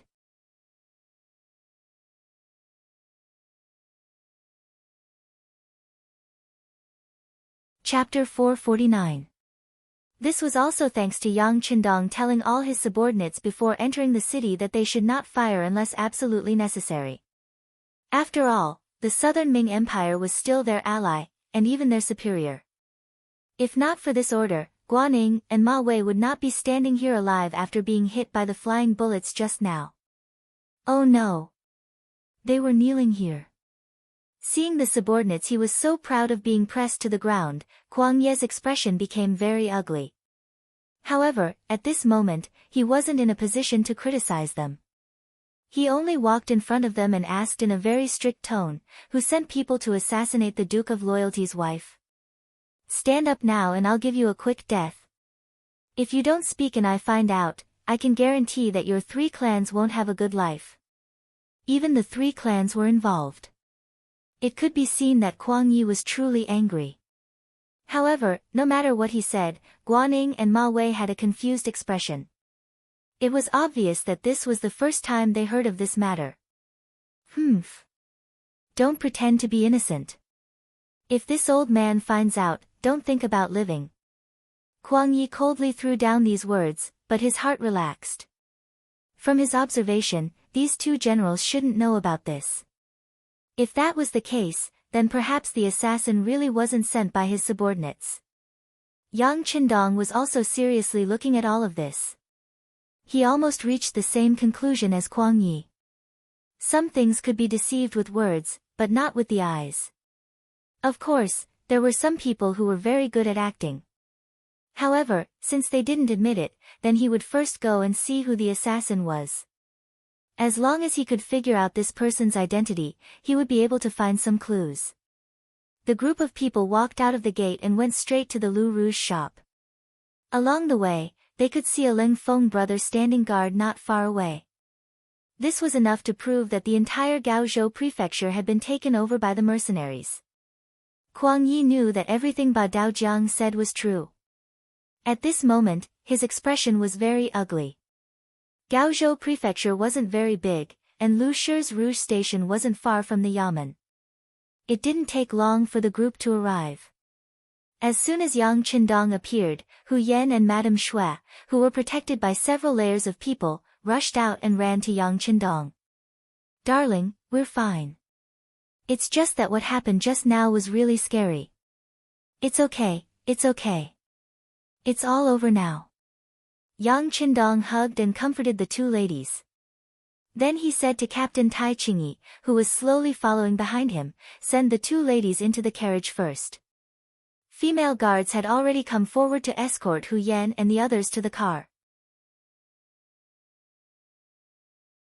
On the other side, the first guard captain, Qiu V, who was in charge of things here, also walked up to Yang Qindong and reported in a low voice, "Young master, the Phantom Sniper team has taken control of this place. It's very safe here, and there are no blind spots. The Wolf Fang special forces have already chased after the other killer. With the city gate closed, no one can escape." "Okay." Yang Qindong nodded slightly, indicating that he knew everything. Then he asked, "Where's the killer?" "He's here." Qiu V turned around and led Yang Qindong and the others forward. Then he added, "The killer's identity has been confirmed by people who know him in the city. His name is Mo Tuo. Judging from his figure and underwear, he shouldn't be a Han or Miao person. He seems to be a Jiaoji person."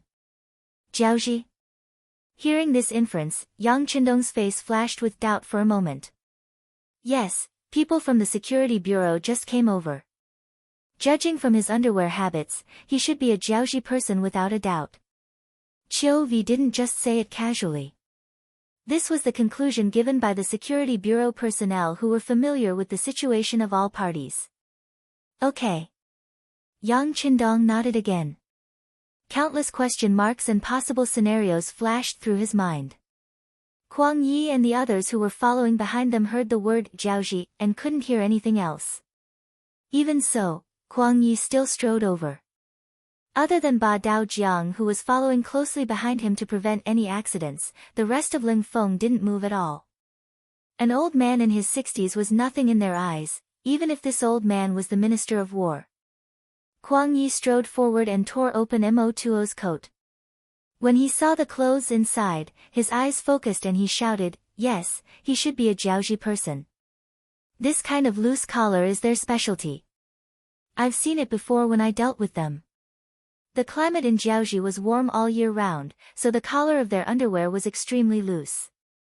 Unlike the Ming army, although the climate in the south was also hot, the collar of their underwear was still very tight due to military regulations. Yang Qindong could understand Kuang Yi's shouting and completely forsaking his bearing as the Minister of War. This was equivalent to eliminating him as a suspect.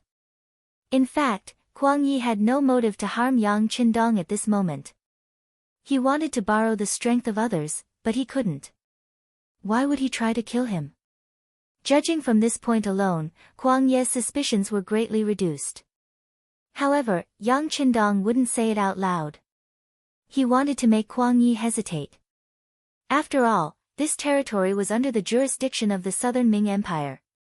If something happened here, it wasn't wrong to look for the Southern Ming Empire. After Kuang Yi shouted for a while, he realized that no one agreed with him and could only give up. However, looking at his complexion, it was much better than before. He must have known the truth and was now relaxed. The atmosphere at the scene became much quieter. Tiger's man had already found a chair for Yang Qindong to sit down. Then, Qiu V reported what happened in detail. The sixth young master kept nodding as he listened. His gaze towards Tai Qingyi, Badao Jiang, and Peng Yu also became much gentler. Yang Qindong's emotions calmed down and everyone couldn't help but heave a sigh of relief. Even Minister Kuang Yi, who originally didn't know what happened, looked much calmer. His mind was spinning rapidly as he thought about the origin of the current situation, the cause and effect, and what kind of impact it would have on himself and the Southern Ming Empire. Time passed quickly while he was deep in thought. About an hour later, the Wolf Fang Special Forces finally appeared. Captain Tai Hu, along with his team members King Kong, Violent Ape, and a few others, appeared with a relatively thin man in tow. The sixth young master. This is the person who ambushed the assassin and destroyed the evidence. He ran very quickly and took some effort. Captain Tai Hu's voice rang out as the Langia Special Forces pressed the assassin to kneel on the ground. Everyone's gaze naturally fell on the assassin. However, even in the face of so many murderous glares, the assassin didn't show the slightest bit of fear. Instead, he looked at Yang Qindong, who was 2 meters away, and laughed loudly. "Brat, you dare to help the Southern Ming Empire go against our Jiaoji? Even if we can't kill you today, you won't have a good ending the next time. You will live in fear forever, ha ha ha." Pfft. After a few laughs, a piece of his tongue suddenly fell to the ground. He had actually killed himself by biting his tongue. Before coming here, Tai Hu and the others had carefully checked the assassin's mouth. After confirming that there was no poison, they were relieved to reattach his chin so that he could speak normally. However, no one had expected him to commit suicide by biting his tongue so straightforwardly. One must know that a person who could do such a thing so resolutely must be extremely ruthless. Perhaps it was easy for a person to be ruthless to others, but it was really rare to be so ruthless to oneself. After vaguely revealing his purpose, the assassin's mission was considered completed. He died in front of Yang Qindong. This scene shocked even Tai Hu. He quickly half-knelt on the ground and begged for forgiveness. However, Yang Qindong waved his hand and stopped him. "Forget it. It's not your fault that such a person had the will to die." Of course, Yang Qindong could tell that the assassin was a man of sacrifice. From the moment he appeared, he did not intend to live anymore. He was even willing to live to see Yang Qindong just to say what he had just said. In the end, he just wanted to be a guide and point the way. As for his claim that he had been ordered by Jiaoji, who would believe that? Regardless of who had ordered him to do so, the possibility of Kuang Ye's instigation had to be eliminated. Whether the assassination of Hu Yan and Madame Shui was successful or not, it would only anger Yang Qindong. As long as he was not a fool, he would not carry out such an audacious plan in his own territory. "Minister Xia, I'm a little confused. I'd like to return to the military camp first. As for what we talked about earlier, please do it quickly." Yang Qindong stood up and did not apologize to Kuang Yi. "Although this matter was definitely not ordered by this person, it happened in your territory and within your jurisdiction. Based on this point, it would not be too much to wrong you." Of course, Kuang Yi understood this. He hated the uselessness of his subordinates for allowing the mercenaries to enter the city so easily. He also hated the fact that these assassins chose to act in Gaozhou Prefecture and implicated him. However, at the same time, he was happy. No matter who had sent the assassins, they had successfully angered Yang Qindong. Based on this alone, he did not need to urge these mercenaries to be ruthless in the future when faced with the rebel army of King Min. Gaozhou Prefecture, which had just been occupied by the mercenaries, was returned just like that. At the same time, Kuang Yi and his thousands of soldiers were given freedom. "Teacher. Minister Xie." Seeing Guaning, Ma Wei, Yu Guang and the others' wronged and ashamed expressions, Kuang Yi waved his hand magnanimously. "Forget it. It's not that you are too incompetent. It's just that the mercenaries are too powerful. From now on, you will see the difference between us. Train well. Even if you had more than half of the mercenaries' abilities, the Southern Ming Empire would not have fallen into such a passive situation."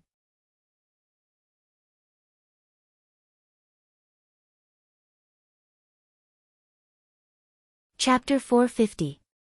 From Kuang Ye's words, it could be seen how optimistic he was about the mercenaries and how helpless he was about the Southern Ming army.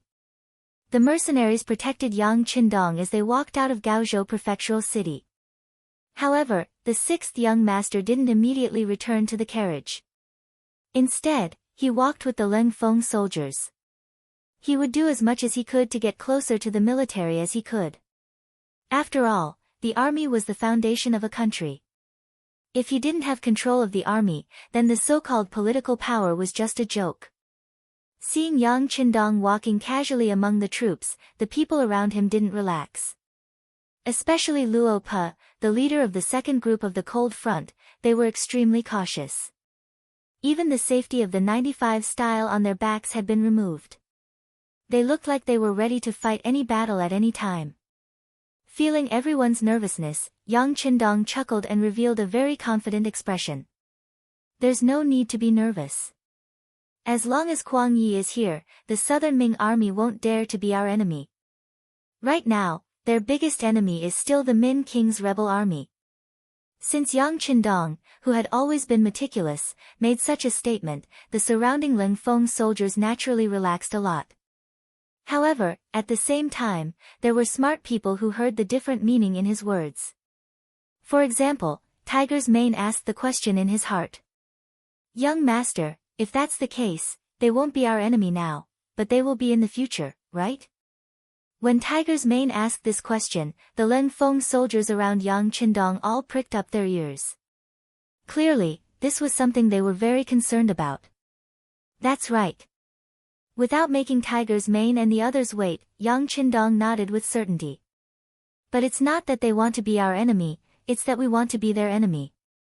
Although the Ming dynasty is still prosperous, some of its policies are no longer popular. Water can carry a boat, but it can also capsize a boat. Everyone should know this.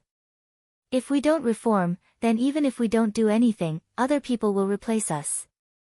Yang Qindong's words were not alarmist. Although the great Ming dynasty in this period of history had only entered the middle period and gradually weakened, because of his appearance, too many changes had occurred. For example, the division of the great Ming dynasty into the north and south was the most obvious difference. A powerful country was suddenly split into two halves. Whether it was military strength or economic foundation, they would all suffer a serious blow. In addition, the country's policies were already rotten to the core. Even if he did not make a move, the Ming dynasty would not last as long as it did in history. When Yang Qindong said that there was a problem with the national policy, he was referring to the policy of emphasizing agriculture and suppressing commerce. Although China had always been like this in ancient times, believing that agriculture was the foundation of the country, believing that all labor should be engaged in agriculture and not in industry and commerce. As the saying went, one more person engaged in industry and commerce meant one less person engaged in agriculture. It seemed like this idea was very reasonable. In fact, it was precisely because of this argument that the previous dynasties did not have a large population. Could it be that the monarchs in history did not see the benefits of having more people? Could it be that only Taizu said that there was strength in numbers and that it was easier to do things with more people? Of course not. With more people, it would be more convenient to do anything, especially the recruitment of soldiers. Whether it was the number of people or the quality of the soldiers, it would improve a lot. But why was it that there was a truth that everyone understood, but which dynasty would really implement it? Even when the country was stable, they would relax the training of the army and even the expansion of the personnel. In the face of the country's crisis, they did not even have a decent army. As a result, they were defeated again and again, losing political power and everything. Naturally, it was not that they could not see all this, but it was limited by the environment. The most important point was the food problem. There was only so much land, and there was a limit to the food. If the population increased, there would definitely not be enough food to eat. This was the most important reason that hindered their development. For example, in the 100 years from the reign of Kangxi to the reign of Qianlong, the price of rice in Jiangnan had increased by 4 times, and the price of fields had increased by more than 10 times. For those poor commoners who did not have the money to eat meat, rice was their rigid demand. Then the problem was, what if they could not afford to buy rice?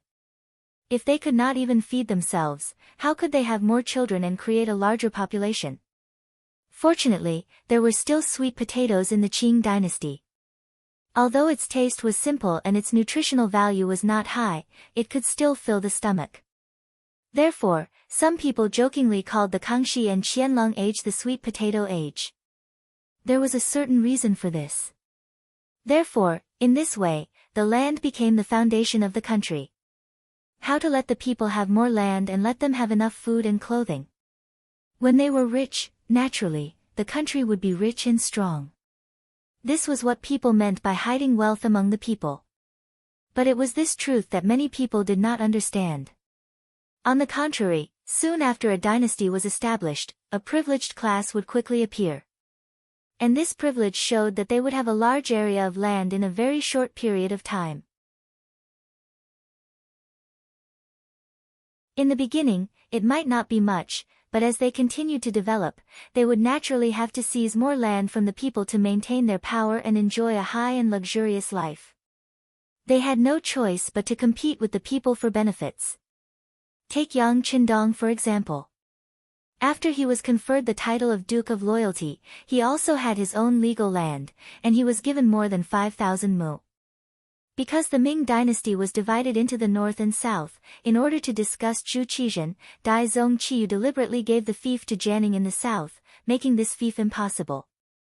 But not everyone was like Yang Qindong, who was feared by the emperor. Most of the nobles who got their hands on land actually benefited from it. So where did these benefits come from? Of course, they could only invade the powerless ordinary people. As a result, the stable life of many ordinary people was broken. They went from owning land themselves to being tenants, which was to rent the land of the rich. Over time, life would become more and more difficult. In order to survive, all kinds of thoughts would appear and be produced. Think about it, when a person's life was a problem, what sense of responsibility and national honor did you expect them to have? For people like this, once there was a war, they would be lucky if they didn't turn around and fight against you. How could you expect them to work for you? More importantly, these privileged people were exempted from taxes. This was equivalent to completely wasting the best land in the country. If this continued, in the long run, how could the country not be destroyed and how could it not be attacked by groups? This was the problem with the Ming dynasty's national policy that Yang Qindong said. And if this national policy was not changed, even if the Qing dynasty did not appear later, it would still be replaced by other forces. Then again, was there a way to solve this problem? Of course there was. As people often said, as long as one was willing to use one's brain, there would always be more ways than difficulties. At least in the face of the current situation, Yang Qindong had a way to solve the problem, and that was to walk with more legs.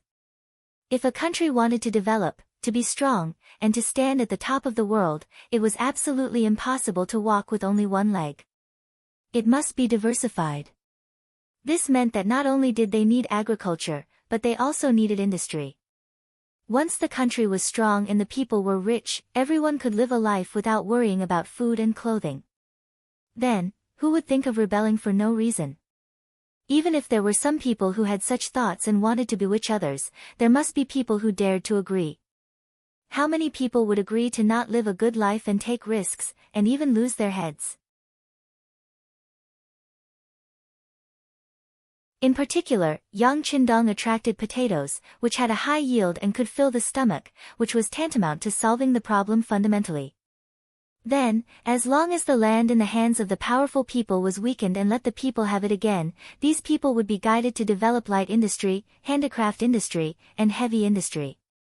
Then, they would be able to become rich. Then, it would be good for everyone.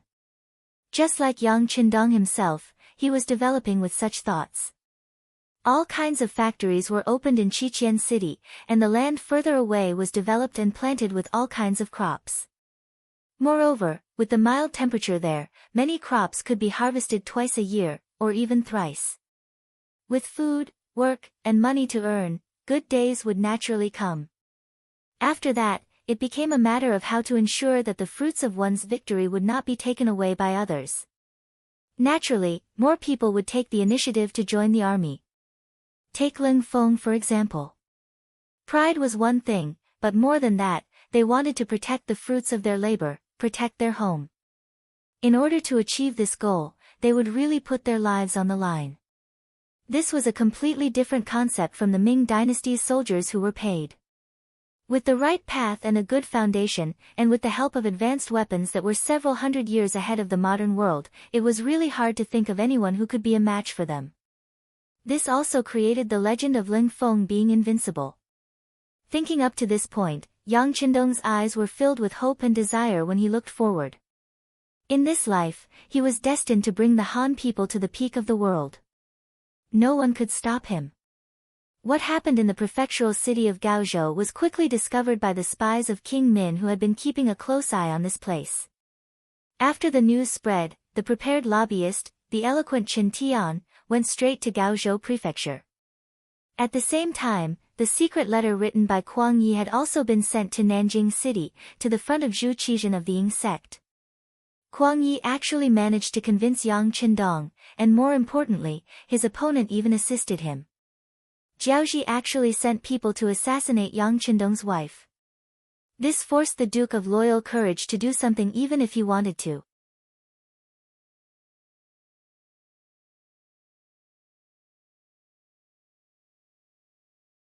Chapter 451.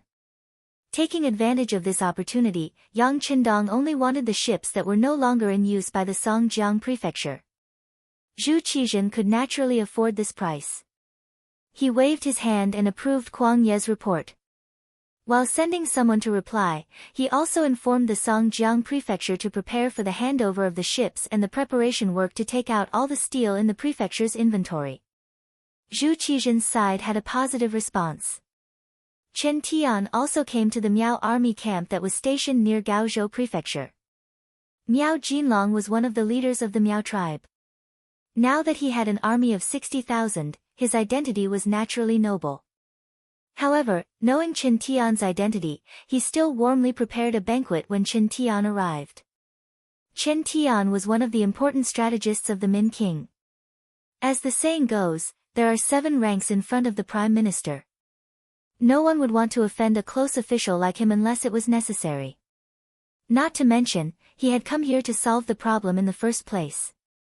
Naturally, Chen Tian didn't reject Miao Jinlong's warm hospitality. Not only that, but he also explained his mission during the banquet. He also wanted to hear Miao Jinlong's attitude and reaction. After all, they had fought with mercenaries before, so they should be familiar with this Duke of Loyalty. Miao Jinlong knew Chen Tian's purpose of coming. Especially when he heard that Chen Tian wanted to lead the mercenaries to the Jiaoji kingdom, he raised his hand and agreed wholeheartedly. Due to the geographical location, the Miao people had always been at odds with the Jiaoji people. Now that there was a chance to weaken the other party's strength, it was of course a good thing. Miao Jinlong was overjoyed. He called out the scholar Zoda and gave him a detailed explanation of what he had learned so far. From Zoda's words, Chen Tian had a better understanding of the mercenaries. He was even more determined to lead the trouble to them. Therefore, he only rested for one night. The next morning, he had someone send a letter to the mercenaries. First, he stated his identity and the purpose of his visit. Since ancient times, there was a saying that the envoys would not be killed when 2 armies fought. But in reality, the people who died as envoys did not know who they were. Before he understood the attitude of the mercenaries, mainly Yang Qindong, Chen Tian would of course not appear rashly. Even if the other party didn't kill him and handed him over to Kuang Yi, he would suffer a fate worse than death. Once the letter reached the mercenary camp, it was quickly delivered to Yang Qindong. When Yang Qindong saw that it was Chen Tian who had come to visit, he was only stunned for a moment before he smiled.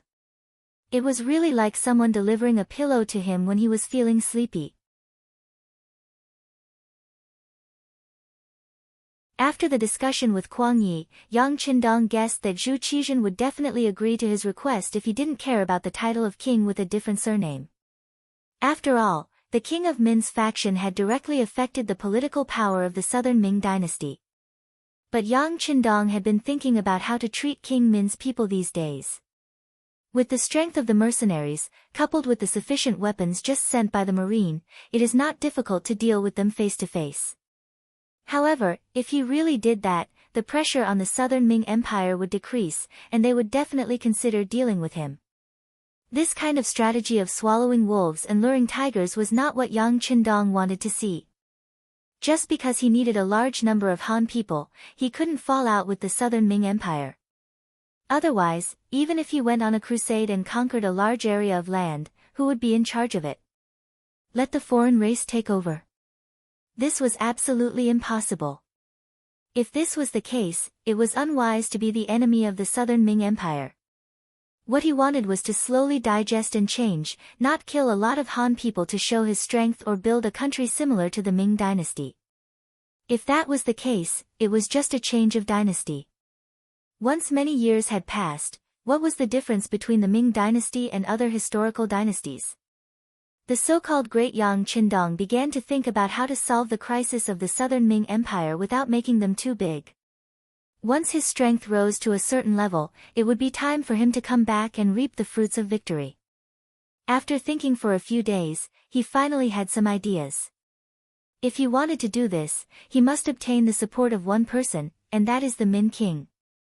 As mentioned before, if Yang Qindong wanted to dominate and not just build a country, he needed a large number of people. Then how large is this large number of people? To put it simply, the more, the better.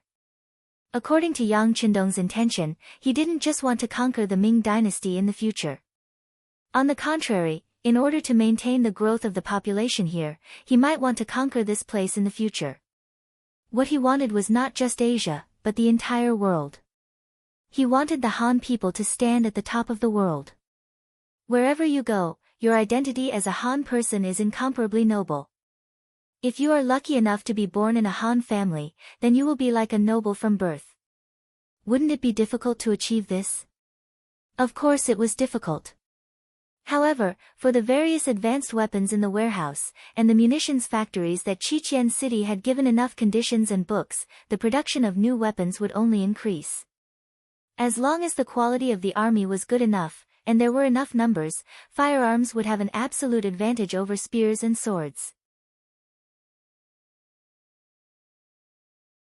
This also meant that this idea was destined to not be a dream, and there was a chance to achieve it. There was a problem. After conquering so many territories, how would they rule? That would require a large number of Han people to do it. Without people, even if they could conquer this place, they wouldn't be able to become the ruler of this place. It was just like when the Japanese entered China. How powerful were they at that time? They were even an existence that could sweep through the entire Asia. There were even times when they created an example where a few dozen people could manage a county with hundreds of thousands of people. So what? In the end, if they wanted to devour an elephant, their stomachs would explode. Although there were some other factors, it was undeniable that if they had enough people, they might be able to achieve their goal. Speaking of which, if they wanted to have more people, they couldn't make the Han people under the rule of the Ming dynasty their enemy. Otherwise, if they fought to their heart's content, they wouldn't have enough officials and soldiers who would listen to them and were loyal to them. Even if they destroyed southern Ming and Baiming, the country would still be in chaos. Once chaos began, who knew how many people would die and how many years it would take to restore the population to 60 million? Even if it was 60 million, Yang Qindong still felt that it wasn't enough. Fortunately, after the appearance of potatoes, the food problem of the people was greatly alleviated. Now, whether it was Baiming or southern Ming, they were encouraging people to have more children. From the looks of it, the country's population might increase exponentially in 10 years. The appearance of these new people might increase his chances of achieving his goal. However, the prerequisite was that the Han people's population couldn't be reduced for no reason. For this reason, Yang Qindong couldn't be enemies with the Han people under the king of Min for no reason. What he really wanted to deal with was the foreign race, Jiaoji. Jiaoji was now an ally of the king of Min. How to bypass them to deal with Jiaoji was the problem that Yang Qindong was thinking about these days. At this time, one of the important officials of the king of Min, Qin Tian, wanted to see him. If this wasn't an opportunity, then what was? Thinking about the appearance of the assassin Mo Tuo a while ago, he was from Jiaoji. In addition, there was more accurate information from the inside. Mo Tuo's attack was originally the decision of the king of Min's higher-ups. They wanted to kill with a borrowed knife. With this accurate information from the inside, Yang Qindong could guess the main reason for Qin Tian's visit even if he used his big toe.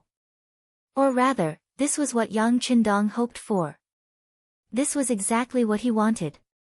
Even so, Yang Qindong only kept the joy in his heart. On the surface, he still pretended to be indifferent.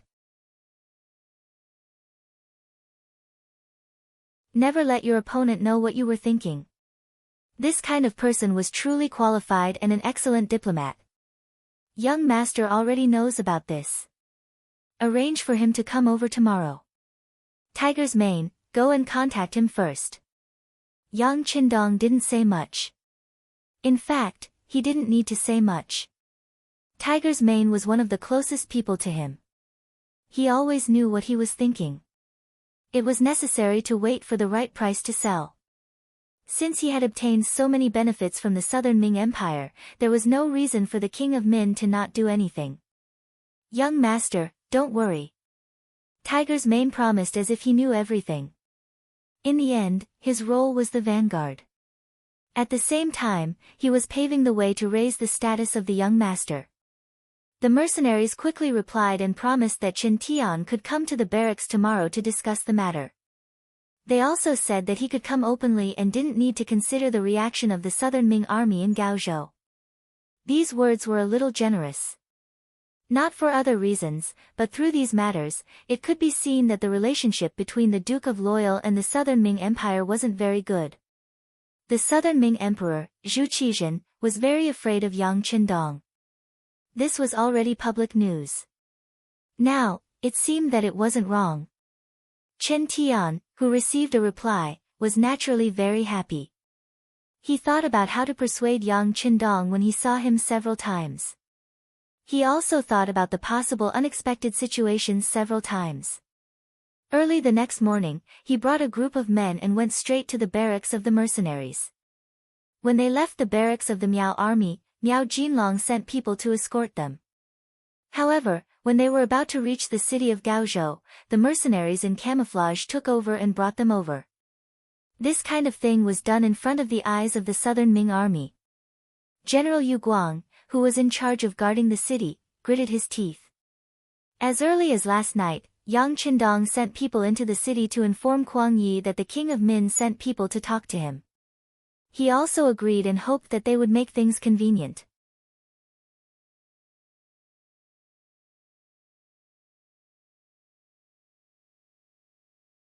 Chapter 452. When the letter was placed in front of him, Kuang Yi knew that he couldn't refuse. Not to mention that for the stability of the Southern Ming Empire, they couldn't afford to offend the powerful mercenaries. Just a few days ago, Hu Yan and Madame Xue almost died in the city. They were responsible. They didn't pursue the matter because they knew that it had nothing to do with them. However, if he didn't agree to the envoy sent by Min King to meet with Yang Qindong, then the other party could bring up this matter at any time. At that time, they could casually accuse them of colluding with the assassins. This would make it difficult for them to defend themselves. Face was given to each other. Fortunately, Kuang Yi knew that Yang Qindong still had the Yang family manor in Baiming. The Southern Ming Empire had Jianing and brother Yang Si. He couldn't betray the great Ming Empire and didn't dare to do it. Therefore, he made the decision and agreed to the request. Kuang Yi agreed. This was also why Yu Guang didn't dare to act rashly when he saw all this happening right under his nose. The mercenaries were only a squad of soldiers. They brought Qin Tian and his hundreds of subordinates through the city. To be honest, Qin Tian was a little nervous at this moment. Originally, he thought that the mercenaries would send at least a few hundred people, or even a few thousand people to escort him. However, there were only 10 people and they had to walk through the city controlled by the Southern Ming army. This was no longer a matter of safety. It was a provocation. Would the Southern Ming army really do something in anger? If that was the case, wouldn't his life be over? With this kind of nervousness, the group smoothly walked through the city of Gaozhou. When Qin Tian saw that the city had been left behind, he suddenly felt a burst of cold wind at the back of his head. At this moment, he remembered that he hadn't walked out of the gates of hell. He had just stepped into this place. For example, if he didn't have an agreement with Yang Qindong this time, how would he return to the Miao family's camp from the mercenaries' camp? Without the mercenaries' escort, how could he guarantee his safety? Only at this moment did he feel fear. In the mercenary camp, Tiger's mane, representing Yang Qindong, met Qin Tian first. He served him good food and wine, fulfilling his role as a host.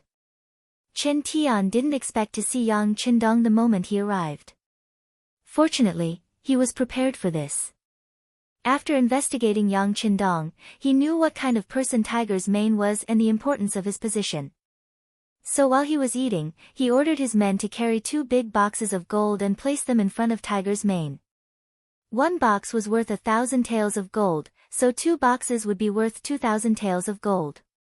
According to the exchange rate of 1 to 8, that would be 16,000 taels of silver. To an ordinary citizen, this amount of silver was more than enough to eat and drink for a lifetime.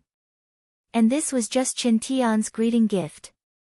He had already explained to Tiger's mane that as long as he could meet the Duke of Loyalty, there would be more than 10 times the amount in front of him. The first gift was more than 100,000 taels of silver, and it wasn't even given to the main person. From this, it seemed that Qin Tian was very sincere.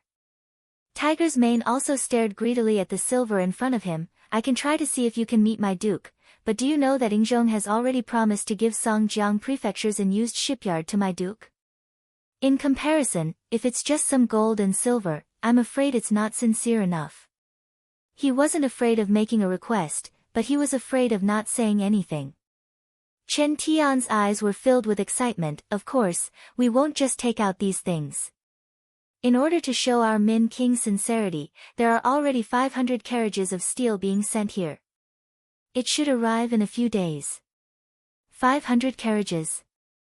Tiger's mane pretended to be very surprised and then nodded. Well, then I'll try to help you put in a few good words. Tiger's mane was only willing to help because of the silver. Thank you General Tiger. If we can achieve our goal this time, Qin Tian will still have more rewards. Ha, you're too kind, Tiger's mane said with a greedy face and poured a cup of wine directly into his stomach. And on the same night, Qin Tian was allowed to meet Yang Qindong. He met the extremely young but powerful Duke of Loyalty of the Ming Dynasty. Qin Tian greets the Duke of Loyalty. After meeting, Qin Tian's eyes revealed a trace of surprise. He cupped his hands and bowed respectfully. At this time, Yang Qindong was only 21 years old. However, after experiencing so much, he already had the demeanor of a superior person. If he was willing, he could reveal the aura of a superior person at any time. You are Qin Tian. Yang Qindong, who was sitting at the head of the tent, stared at the person who came and sized him up. Then, he said very casually, I heard from Tiger's mane that you are very good at doing things. You even want to give me a gift? Is it because your King of Min is afraid of me?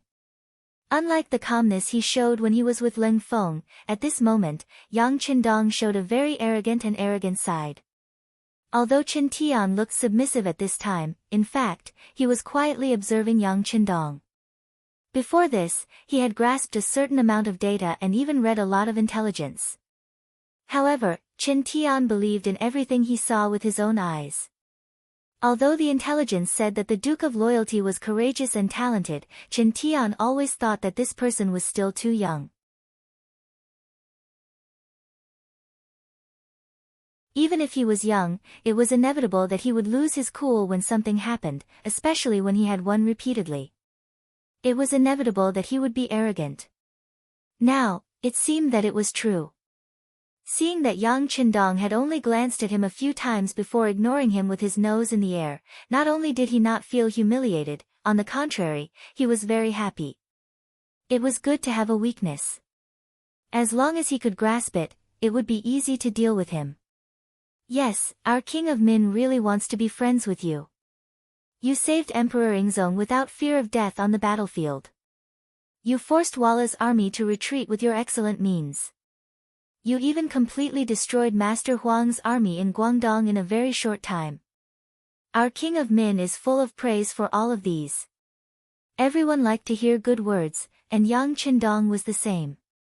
Hearing Qin Tian talking about his achievements with great familiarity, he laughed and said, Yes, these are all my achievements. Prince of Min is also a sensible person. If so, why didn't he retreat and surrender immediately after knowing my power? Don't tell me that you want me to lead an army to crush you and repeat Huang Youliang's old path. When speaking of these, Yang Qindong deliberately stared at him, as if he was going to scare him. Yes, Duke of Loyalty is very right. People had to bow under the eaves. As an excellent lobbyist, he knew when to show his weak side and when to show his strong side. With a submissive expression, Yang Qindong's expression became much better. Seeing that the sixth young master's temper was not so bad, Chen Tian hurriedly said what he wanted to say. Our King of Min really wants to be friends with you, Duke of Loyalty.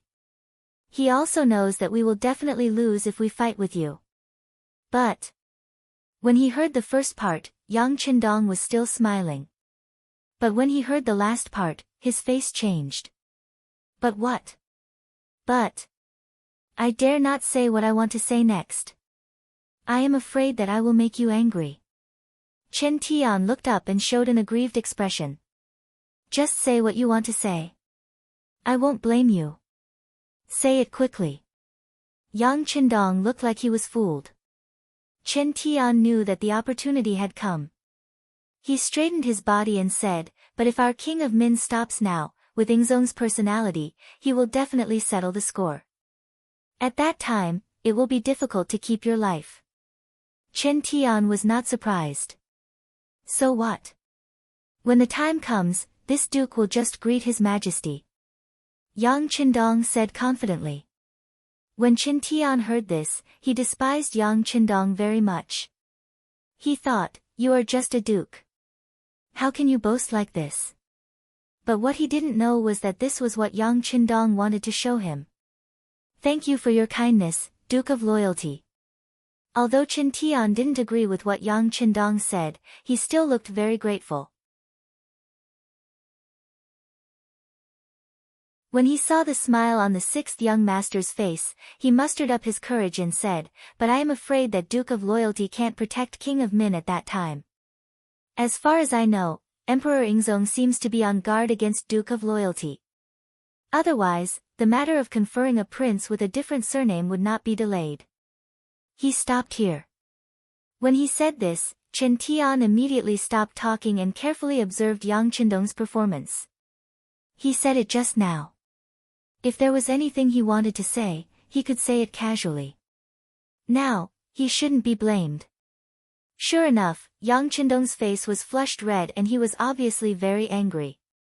He even pointed his finger at Chen Tian who was standing below, but in the end, he didn't say a word of reproach. Brother Chen, what am I doing? Don't you know that this matter is the thing that annoys my duke the most? Tiger's Mane, who was standing at the side, said. He seemed to be reprimanding Chen Tian for being insensible, but in fact, he was also reminding him. Chen Tian showed a grateful smile to Tiger's Mane. Then, his gaze fell on the angry Yang Qindong and said, Duke of Loyalty, Emperor Yingzong is really infuriating. But thinking about it carefully, isn't it because you are too young and your qualifications are too shallow? If you can do something earth-shattering for the world to see, I think that when the time comes, even the stingy Emperor Yingzong can't refuse to be conferred a prince.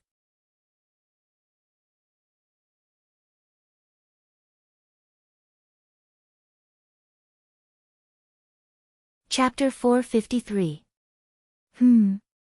What do you mean? Speak more clearly. Yang Qindong, who was originally very angry, suddenly straightened his body and stared at Chen Tian with his tiger-like eyes. Since Yang Qindong placed so much importance on these words, Chen Tian was delighted that the other had fallen into his trap. He cupped his hands and said, I am not talented, but I have an ingenious plan. As long as you can be the Duke of Loyal and Courageous, it will be easy for you to be bestowed the title of King of a different surname. He spoke with such confidence that Yang Qindong's interest was piqued. What is it? Defeat the Jiaoji soldiers and show the strength of the Duke of Loyalty. With a determined face, Chen Tian, who was almost gritting his teeth, finally said what was in his heart. Phew. Exhaling a long breath in his heart, Yang Qindong said in his heart, as expected, the other party really came for this. Although he was relieved, Yang Qindong pretended to be very shocked. Defeat the Jiaoji soldiers? This is not possible. Why can't I? Chen Tian asked in a pressing manner. Jiaoji is so powerful, how can it be so easy to defeat them? Moreover, aren't they the allies of the King of Min? Since we are friends, shouldn't your allies be my friends as well? This is not good. Yang Qindong shook his head lightly and looked like he was talking to himself. When Qin Tian saw this, he felt a sense of disdain in his heart. Just now, he said that he was wise and powerful, and that he would destroy the king of Min's army and ask him to surrender. But when it came to the actual use of weapons, he could not do this and was afraid of that. He really did not understand how such a person could have achieved all those achievements in the past. Chen Tian really despised him in his heart, but he still tried to persuade him. Duke of Loyalty, although Jiaoji is our ally, they are still of a foreign race. As the saying goes, those who are not of our race will have different opinions. The attitude of Rongdi is not the same as that of Hua. No matter what, the king of Min is the king of the great Ming. He has the pure bloodline of the ancestor. How can he tolerate a foreign race doing whatever they want in the great Ming? Previously, we had no choice but to form an alliance. But in fact, we were wary of each other. In the end, we were just using each other's relationship. There is no affection. Chen Tian said this righteously and continued, unlike our king of Min, who really appreciates Duke Zhongdan. Moreover, we are all Han people, so we should get closer to each other. Not to mention, this can help the Duke of Loyalty achieve great things and become the king of a foreign race. This kind of helping others is what the king of Min likes the most. What Chen Tian said was magnanimous, and he also pretended to be good for Yang Qindong. But in fact, this was not the case at all. The people of the Security Bureau had already sent back the news that the king of Jiaoji had taken a fancy to the king of Min's sister, Zhu Yan, who was also Princess Yongsheng, and wanted to marry her. Because of this, the king of Min was furious and said that his sister was willing to marry a foreign race's little king. This was almost the same meaning as when the kingdom of Dongwu wanted to marry Guan Yu's daughter and was rebutted. Although this time, the king of Min took advantage of the power of Jiaoji to rise up. But in the end, the king of Min still looked down on the small country of Jiaoji. They were just a small province of the Great Ming before and did not have any cultural inheritance. How could such a person be qualified to marry his sister? Not to mention that there was such a big gap in age. Princess Yongsheng was the king of Annan, Lily, when he was 18 years old. In history, he did not live until 1451, but because of his representative, the Langzi borrowed this person's name to let him live longer. The spectators have a strong historical knowledge, so don't doubt the Langzi on this issue. Thank you very much. He was already more than 60 years old. This was clearly pushing his sister into the fire pit.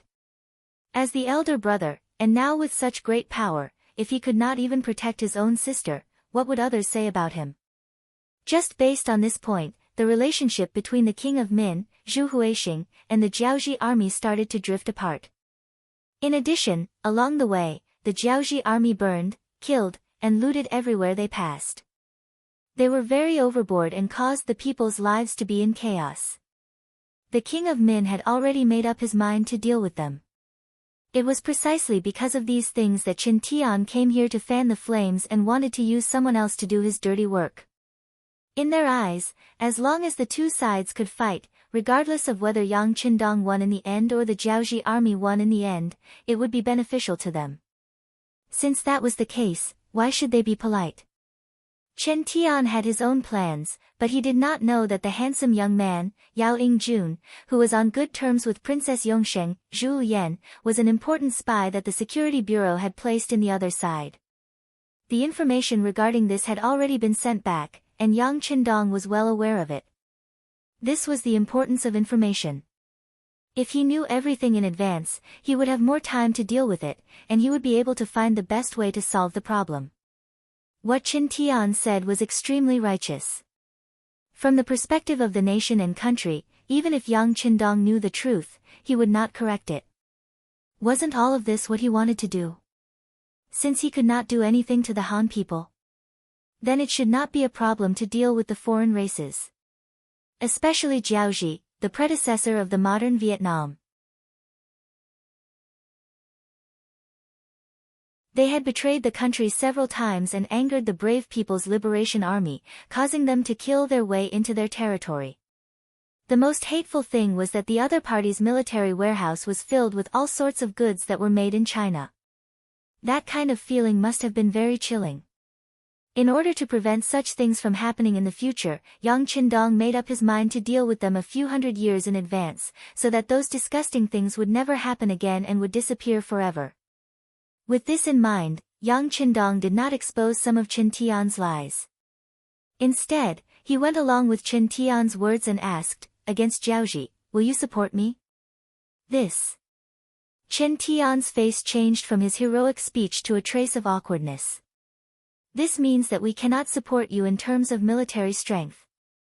After all, everyone knows that they are our Min King's allies. Don't worry, Duke of Loyalty. Although we won't send troops, we will support you in other aspects, such as provisions and information. As long as you don't send troops, we, King of Min, will fully support you if you need anything else." As if he was afraid that Yang Qindong would have some misgivings, Qin Tian patted his chest and promised. "Is that so?"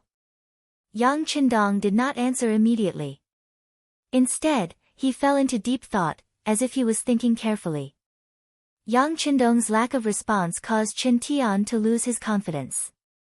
He was afraid that Yang Qindong would reject him, so he quickly signaled to Tiger's Mane, who was standing at the side and receiving benefits from him, with his eyes. Tiger's Mane hesitated at first, but soon made a decision. He looked at Yang Qindong and said, "Duke, Jiaoji has gone too far. Didn't they try to assassinate you 2 days ago? If we don't teach them a lesson, won't we be looked down upon and become a joke to the world?" "Yes, yes." Qin Tian slapped his head. How could he have forgotten about this? He quickly said, "Jiaoji sent people to assassinate me. This is really shameful and hateful. Just based on this point alone, we have to teach them a lesson. This is the only way to show the dominance of the loyal and courageous Duke." That's true." Yang Qindong slowly raised his head and agreed.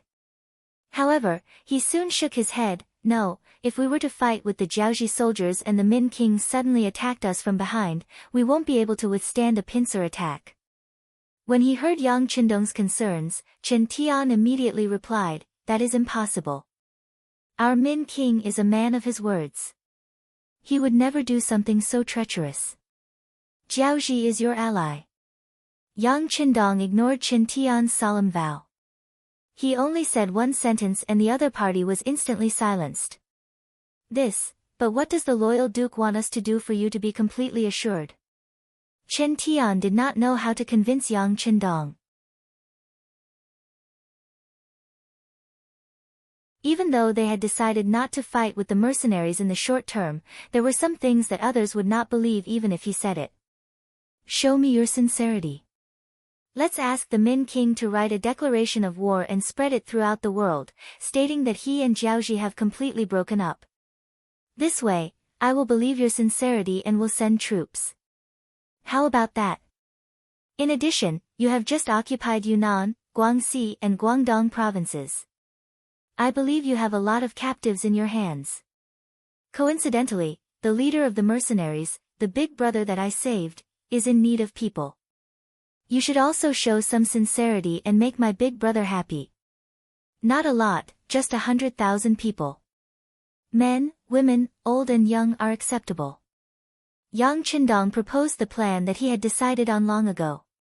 Yang Qindong, who understood the situation of the Min King, naturally knew that the other party did not like the Jiaoji army and would not make a move on him in the short term. However, there was always a possibility. Before the situation changed, who knew what would happen in the future? Most importantly, if he wanted to do this, he would need the support of Nanming. This declaration of war became very important. This was also the reason why he could convince Minister Kuang Ye to not make an enemy out of the Min King and the Miao army and focus on dealing with Jiaoji. Without this declaration of war, how would others believe him if he just said it himself? At least, it would be easier for him to ask for 100,000 people. He had just occupied 3 provinces. Others might not have it, but he had a lot of people in his territory. Moreover, he did not only want young people. In this way, he could also help the other party solve the problem of having too many people but not enough food. Yang Qindong proposed his own request. This time, it was Chen Tian's turn to consider. 100,000 people was indeed a problem. He could just give more to the older children and less to the young men. He could make the decision on this issue. If he wanted to make a declaration, it would not be a big deal. However, would people say that the Min king was burning the bridge after crossing the river? After all, they were able to rise so quickly because of the Jiaoji army's help in the beginning.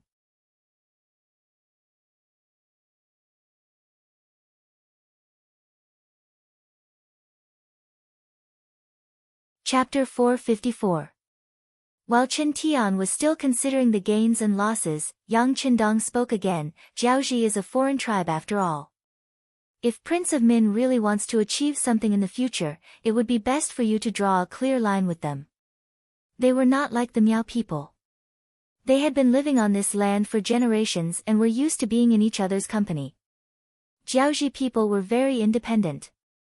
If they were to become successful one day, it would be enough for His Highness, Prince of Min, to be very busy. Of course, you can go back and discuss this with Prince of Min. We are not in a hurry.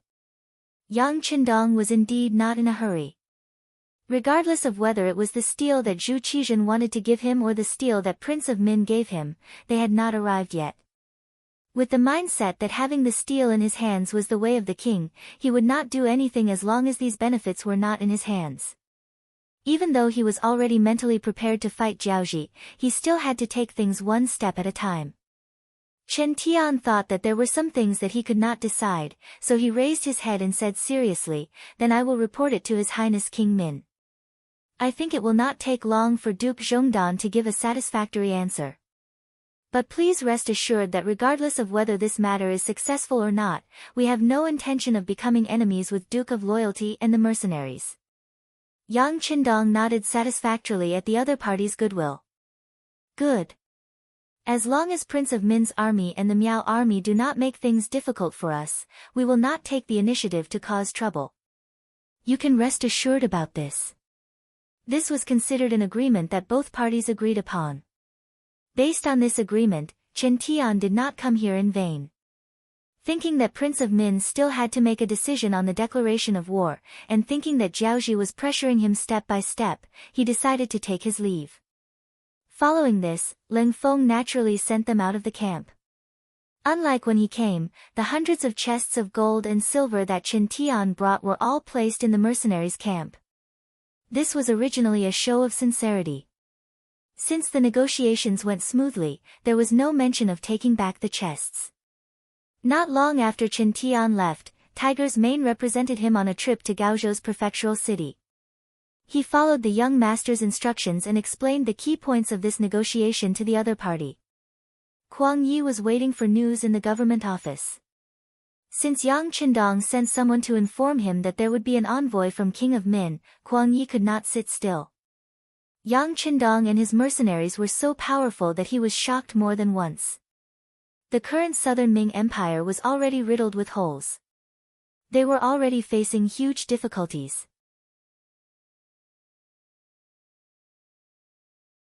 If the mercenaries switched sides at this time, the southern Ming Empire would really be in danger. It was precisely because he knew the severity of the matter that he didn't have a single moment of rest in the 2 days since Chen Tian had passed through the city and arrived at the mercenary camp. Because of this matter, Guaning, Ma Wei, and the others repeatedly tried to persuade him. For example, they said that Yang Qindong's fourth brother was still in Jianing. If the Duke of Loyal Courage dared to make a move, they could use his fourth brother to threaten him. Some people even suggested that when Chen Tian passed through the city, they could kill the envoy directly. By then, it would be more difficult for the Duke of Loyal Courage to ally with King of Min. In the face of these schemes, by the time they reached Kuang Yi, they were all rejected by him. Now Yang Qindong had not made a final decision. If they pushed him so hard, it would be easy for him to be pushed to the side of the opponent. If so, they would really be sinners for all eternity. Kuang Yi, who was already very old, would not agree to such a risky thing. Not to mention, based on his understanding of Yang Qindong, this person was very considerate of the overall situation. Otherwise, he would not send troops to Guangdong to quell the rebellion of the Yellow Bandits without receiving any benefits. It was only because the emperor, Zhu Qizhen, did not believe in all kinds of things that led to the current situation that was not very good. Thinking of the emperor, Zhu Qizhen, Kuang Yi also felt a headache. Since ancient times, the imperial power was the greatest. This was indisputable. But there was a premise for everything, that was, the imperial power was consolidated. When the power was strong, it was really the greatest. On the contrary, if you were not strong enough and still wanted others to obey you, then the emperor was not sensible. Not all the generals in the world were like Yu Fei, who could be called back with 12 gold medals. Who was Yang Qindong? If one looked carefully, he had been wandering outside the imperial power. In fact, with the powerful mercenaries as his backing, he also had such strength. In the face of such a strong soldier, the most important thing to do was to find a way to make friends with him and play the emotional card, instead of oppressing him with power and finally making a loss. Of course, although Kuang Yi was also an important minister, he could not represent the emperor in many things. Some things he just thought in his heart. If he really wanted to say that he really wanted to blame Zhu Qizhen, he did not have the power to do so, let alone the ability to bear the consequences. While Kuang Ye's thoughts were still in torment, Tiger's Mane came. This was Yang Qindong's closest person. Many times, his appearance could represent his master. In the main hall, Kuang Yi saw Tiger's Mane. Although he did not personally come out to greet him, his waiting figure in front of the hall was enough to give Tiger's Mane face. Who was Tiger's Mane? In these years, after being trained by Yang Qindong, he was no longer the little follower of the past. This meant that he was reluctant to leave Yang Qindong. Otherwise, if he was casually sent back to Tsuxian City, he would be in existence on the same level as Leng Song and Gao Xiong. It was not impossible for him to be higher than them. Seeing that Kuang Yi was waiting outside the hall, this kind of treatment made him feel flattered. He hurriedly took a few steps forward, clasped his fist and bowed. This little Tiger's Mane greets the minister. Ha! Kuang Yi politely extended his hand and helped Tiger's Mane up. Brother Tiger, there is no need to be so polite. Come, please sit in the hall. Servants, come and serve tea. Kuang Ye's face was full of enthusiasm. Tiger's Mane was also very respectful on the surface, but in his heart, he admired the young master even more. If it was not for the young master's strength, how could he be treated with such courtesy? One must know that this was the Minister of War, and also the Crown Prince's tutor. How could an ordinary person like him come into contact with him, let alone be treated with such courtesy? Tiger's Mane's thinking was correct. The Ming dynasty's hierarchy was very strict. An official was an official, and a citizen was a citizen. This was not something that could be confused at any time. Even if this official's position wasn't high, and the other party was a rich gentleman, the official still had to be stronger in a real conversation. This was because he didn't just represent himself, he had the support of the entire team of scholars behind him. Not to mention a high official like Kuang Yi. Other than the emperor, there were very few people who could give him any face. But it was this kind of person with such a high position that was able to come out of the hall to greet him. If it were any other citizen, they would have already knelt on the ground, with tears flowing down their faces, as if they were willing to die for their friend. Exaggeratedly, even if they were immediately asked to die, there would probably be people who would agree. But all of this was completely different when it came to Tiger's Mane. Following the young master, and especially seeing the development of Crimson City, his vision had long been different from ordinary people. In his heart, even the emperors of the Southern Ming dynasty and Northern Ming dynasty could not be compared to his young master, let alone a minister of war. Moreover, a minister of war who was weak and defeated. With this confidence, when Tiger's Mane spoke to Kuang Yi, he maintained enough autonomy, neither servile nor overbearing, and did not have the slightest intention of lowering his head. Kuang Yi listened carefully to Tiger's Mane's report.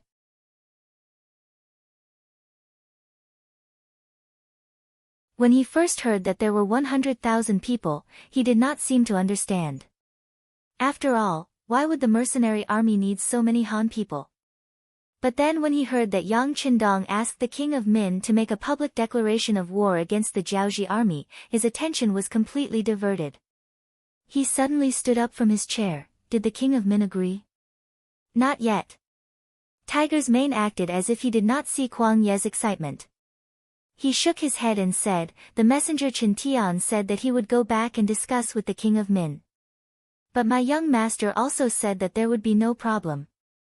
Yang Qindong said that there would be no problem, so Kuang Yi was much more confident. It had been proven that on such a major issue, the Duke of Loyalty would not speak without thinking. And if this was the case, it would be great. Without the support of the Jiaoji army, the strength of the king of Min's faction would naturally be greatly reduced. At least in the short term, they would not have the strength to continue north. This would give southern Ming more time to breathe. Once they made good use of it, the recruited recruits would be trained, and it would be equivalent to having another powerful army. At that time, they would go all out to the south and solve the problem of the king of Min. Thinking that southern Ming finally saw the dawn of revival, Kuang Ye's spirit became much better. When he looked at Tiger's Mane, his tone became more determined. Then I will have to trouble Brother Tiger to convey to the Duke of Loyalty that we thank him for everything he has done for southern Ming. If this matter is successful, it will be a great merit. I will report it to the emperor. Tiger's Mane felt that Kuang Ye's words were sincere. He cupped his fist and said, I thank Minister for your kind words on behalf of my young master. Oh yes, my young master also said that once the king of Min really makes a public declaration of war, Minister, please give up on Gaozhou Prefecture for your own safety. Southern Ming should also take this opportunity to recuperate. Once the training of the new army is completed, then it will be time to go south and solve the problem of the king of Min. Before that, it is better not to act rashly. Otherwise, the situation will become very troublesome. Hu Mang's words were a little decisive, and even a little unpleasant to hear.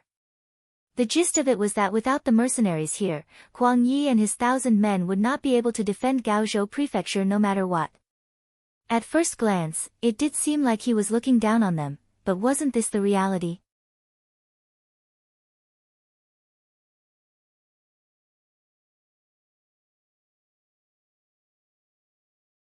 Chapter 455.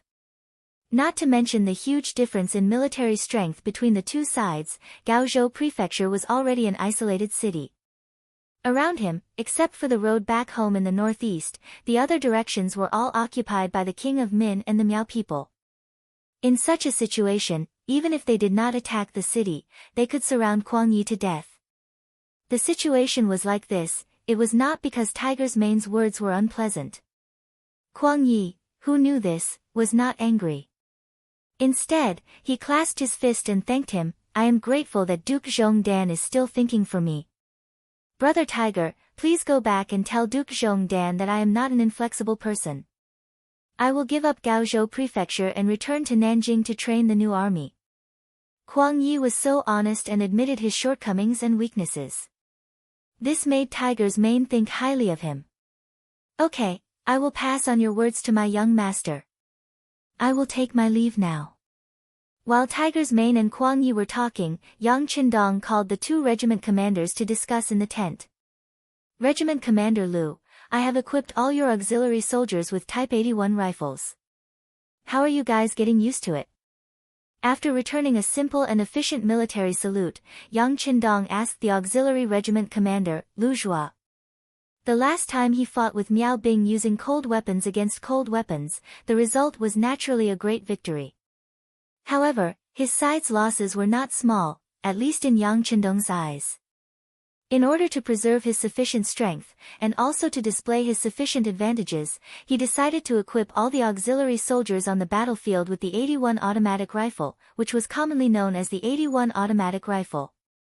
The reason why they were not equipped with a better 95 style was because they wanted to differentiate the cold edge from the auxiliary weapons. Secondly, and more importantly, with the current strength of Crimson Nest City's arsenal, they were still unable to create the 95 style. Even for the Type 81 rifles, Yang Qindong first took out a large number of finished products for them to understand and disassemble. In addition, they already had the successful experience of their predecessors. A lot of information was found in the warehouse. It was because of all these advantages that the Type 81 assault rifle could be used. It had to be said that there was no lack of smart people everywhere, especially the craftsmen of the great Ming dynasty. In terms of intelligence, they were no worse than the craftsmen of any other period. It was only because they didn't have enough development environment that they naturally went from being brilliant to being ordinary. During the Ming dynasty, craftsmen had very little social status and their income was extremely low. It was already considered good if they could fill their stomachs. Even so, there were still some people who wanted to invent something that was very practical and push the development of social science forward.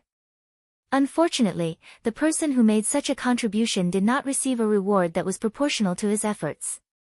There were even some people who gathered the materials for their own experiments. Once they succeeded, the fruits would belong to the Ministry of Works and the Emperor. The only thing they would get was the title of a good craftsman, which couldn't be eaten or exchanged for money. Under such a system without any incentives, it was easy to imagine that even the best craftsman would soon become a commoner. However, the same people in Yang Qindong's hands were completely different. The armament factory in Crimson City implemented a guaranteed incentive system. The guaranteed salary referred to how much money you would receive after completing the work at hand. The incentive system referred to how much you would receive after completing the task or making other contributions. In fact, the craftsmen of this dynasty did not lack strength and brains. Once there was space for them to display their abilities, everyone would hold their breaths and fiercely exert their strength. Because of this, many outstanding people appeared. Not only did they receive honors, such as medals of various levels in their hands, they also received large amounts of gold and silver. This reward system that not only gave them fame but also money made all the craftsmen burn with passion. Under such a big environment, naturally, they would get twice the result with half the effort. Just like the armament factory, the quality of steel determined how many guns and cannons could be produced. In the process of tempering steel, with the help of the books provided by Yang Qindong, they could make the steel more solid instead of being so brittle. They could also increase the density of the steel so that there would not be many small bubbles in the performance, which would be easy to explode. Regarding this basic knowledge, there were clear records in the books. As long as one diligently studied, they would discover that many of the principles were not that difficult to understand. It was just that they lacked imagination.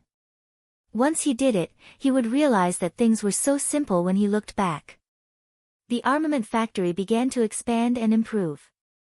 Batch after batch of Type 81 rifles were brought out and sent to the temporary port of Liezhou Prefecture a few days ago. At this point, all the auxiliary soldiers had changed their equipment.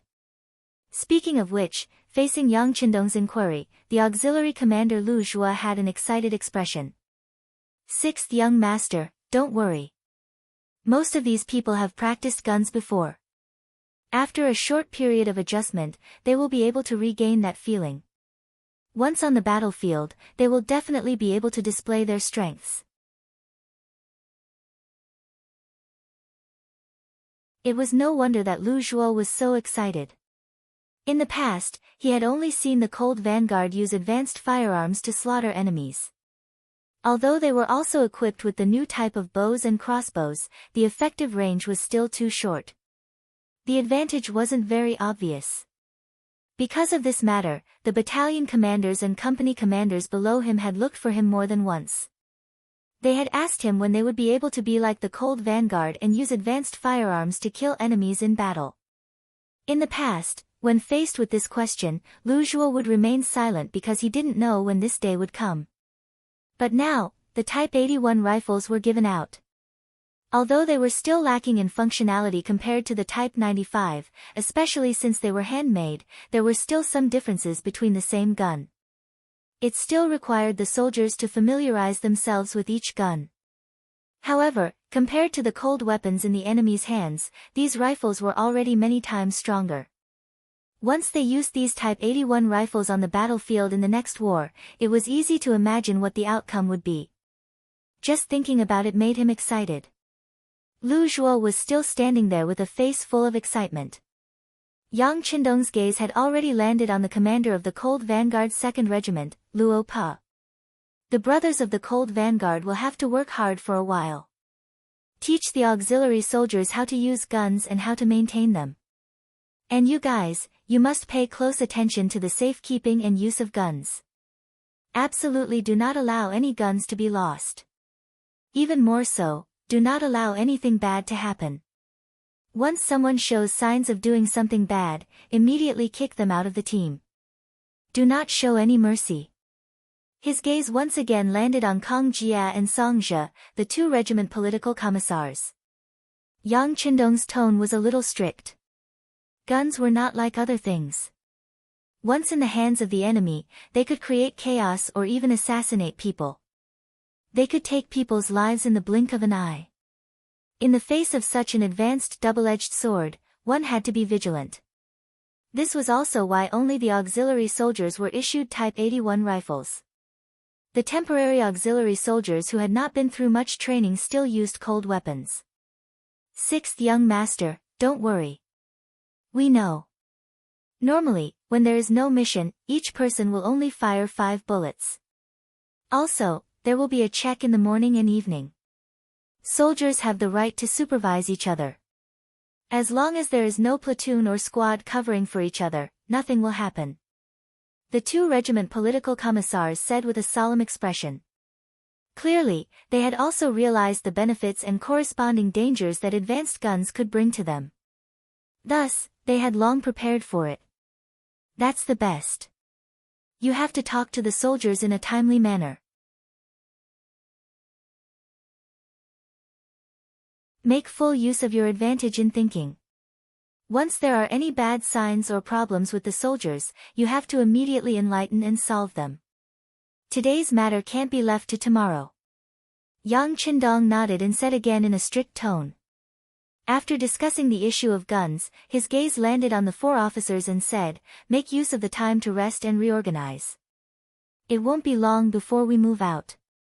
At that time, I'm afraid that it will be impossible for everyone to rest as much as you do now.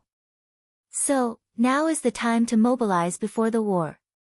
When they heard the words, mobilize before the war, the 2 regimental commanders and the 2 political commissars couldn't help but tremble. Compared to the Ming army who was afraid of war, they had been waiting for this day because only war could quickly expand their strength. Only war could show their ability. Yes. The 4 of them gave a very standard military salute in unison. At this moment, every one of their breaths became a little hurried. Crimson City. Compared to 2 years ago when Yang Qindong left this place, it could be said that it was completely different. Spacious and clean cement roads, neat and orderly buildings of various types, self-contained and well-equipped new residential areas, all kinds of factories and units, one after another. Looking from afar, who knew how many tall chimneys were emitting black smoke? This was far from the time to care about environmental issues. At this moment, the world had yet to experience the industrial era. It was originally very well protected, and Crimson City was the first industrial city. Every day, many of the things manufactured here would be transported by the Navy of the Cold Front to the nearby areas. For example, items as small as toilet paper, toothpaste, toothbrushes, chewing gum, soap, towels, nail clippers, sugar, canned food, and so on. As large as mirrors, glass, cosmetics, cheongsams, and so on, all of them were best-selling products. They were all in short supply and were sent to some nearby countries. These things were exchanged for countless gold and silver, rice, flour, cloth, and various ores and steel. With the raw materials, on Ryukyu Island, as long as it was Yang Xie's territory, everyone's life became better. They had enough food and clothing, and their homes were filled with all kinds of food and silver. In order to ensure that these fruits of victory were not stolen and plundered by others, everyone gave their all to push this carriage forward.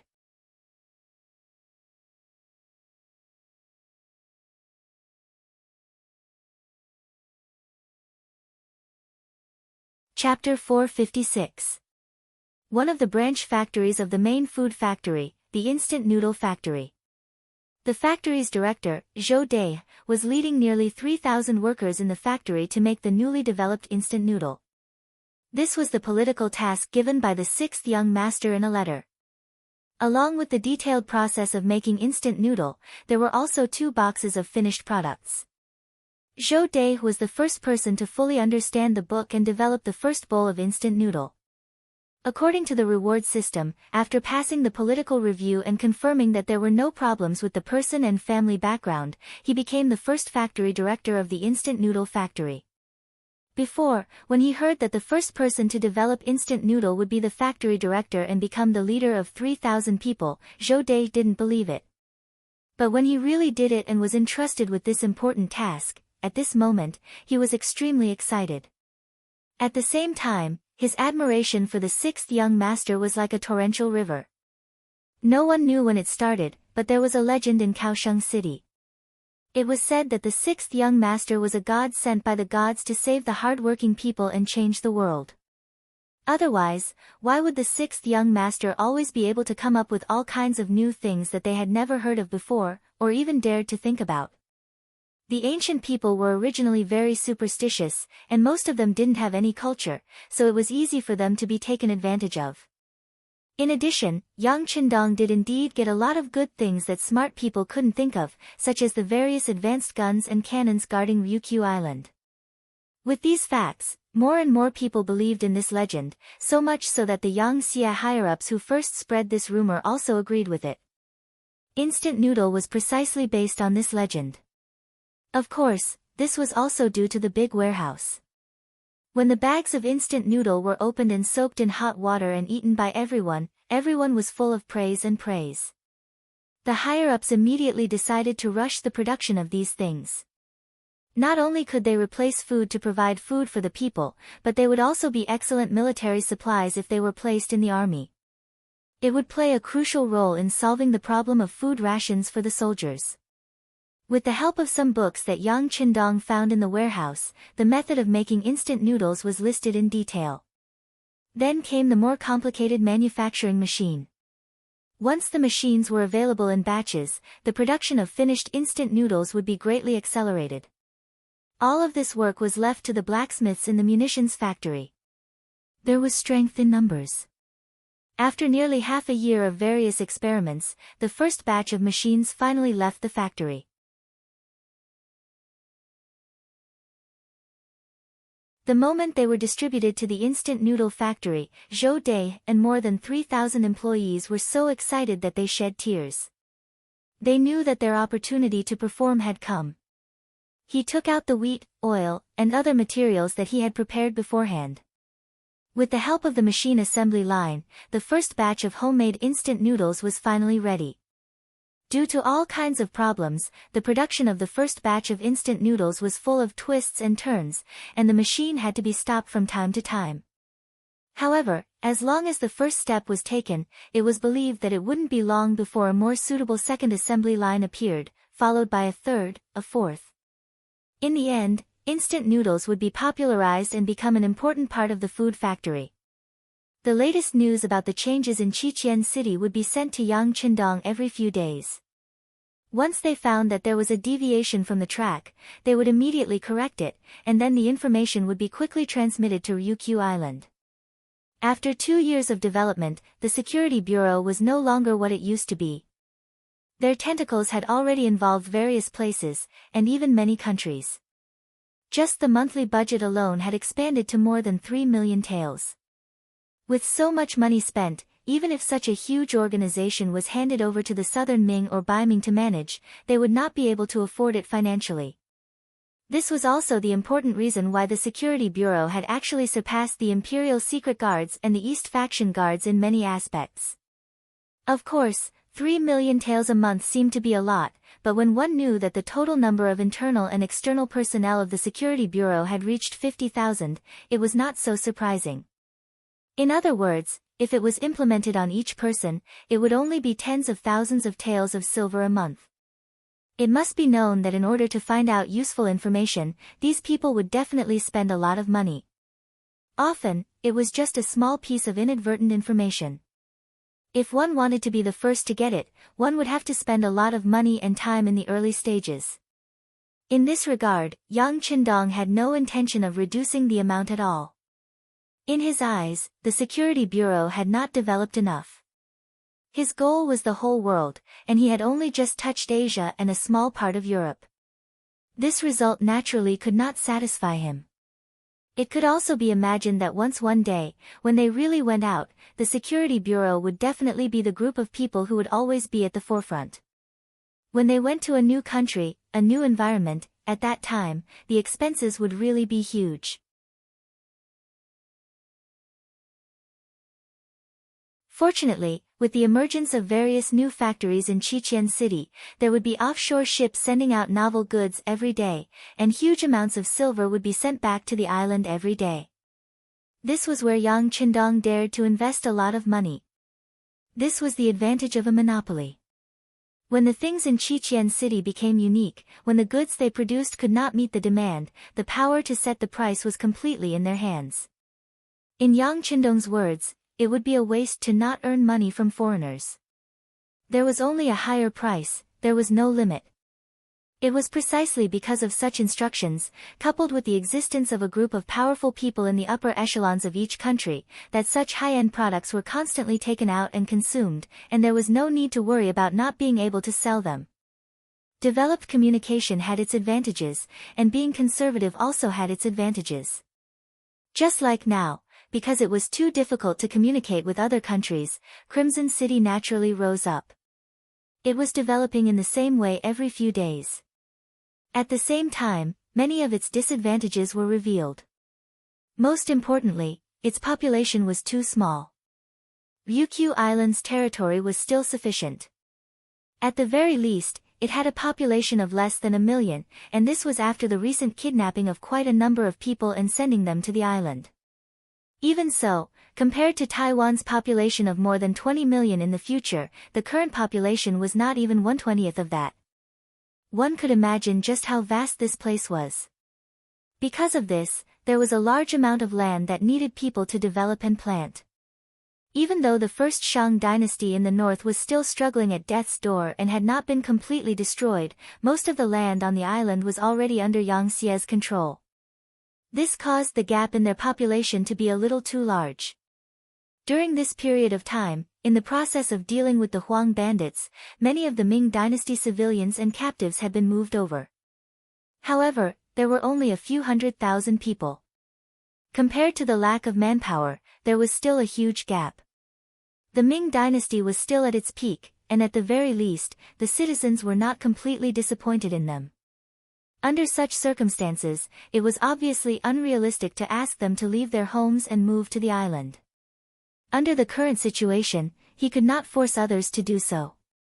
Otherwise, once the southern Ming dynasty discovered his intentions, who knew what the consequences would be? After thinking about it, in order to solve the population problem on Little Ryukyu Island, Yang Qindong set his sights on the foreign races. Those who are not of my race are bound to have different intentions. This sentence had been proven to be correct in history. However, if he was only using them, then it was nothing.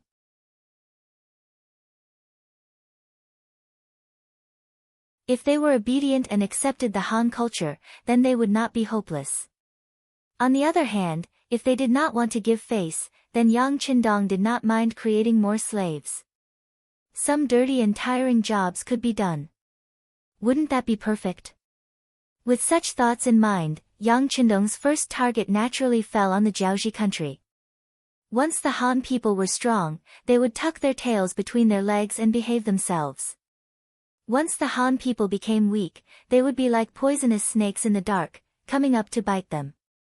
It was truly annoying. Yang Qindong's plan for dealing with the foreign races was to directly attack, cripple them. After destroying the country, they would be thrown into chaos again. This seemed a bit cruel, and there was nothing humane about it. However, in the long run, how could this not be a solution? Pain could be exchanged for long-term stability. No matter how one looked at it, it was worth it. As for why others did not do this, perhaps it was because they did not have the ability to do so.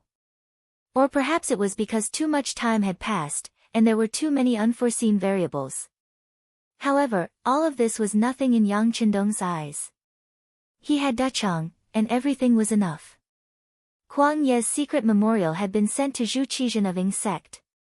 Zhu Qizhen naturally praised the compromise that Jiaoji sent out assassins. Yang Qindong's wife was attacked, and then the Duke of Loyalty and King of Min reached an agreement to send troops to deal with the Jiaoji army.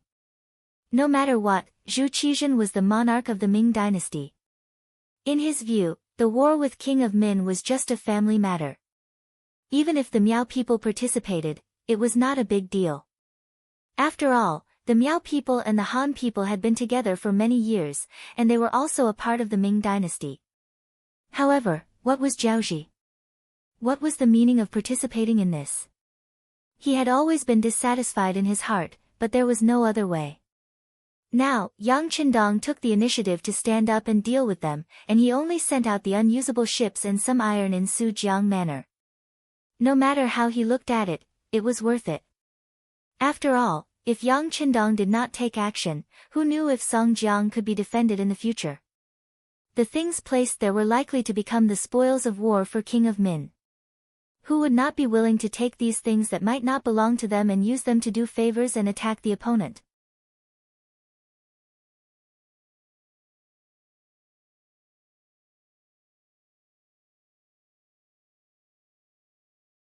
Chapter 457. As for whether Yang Qindong would fight with the Jiaoji soldiers after obtaining the item, Zhu Qizhen wasn't worried at all.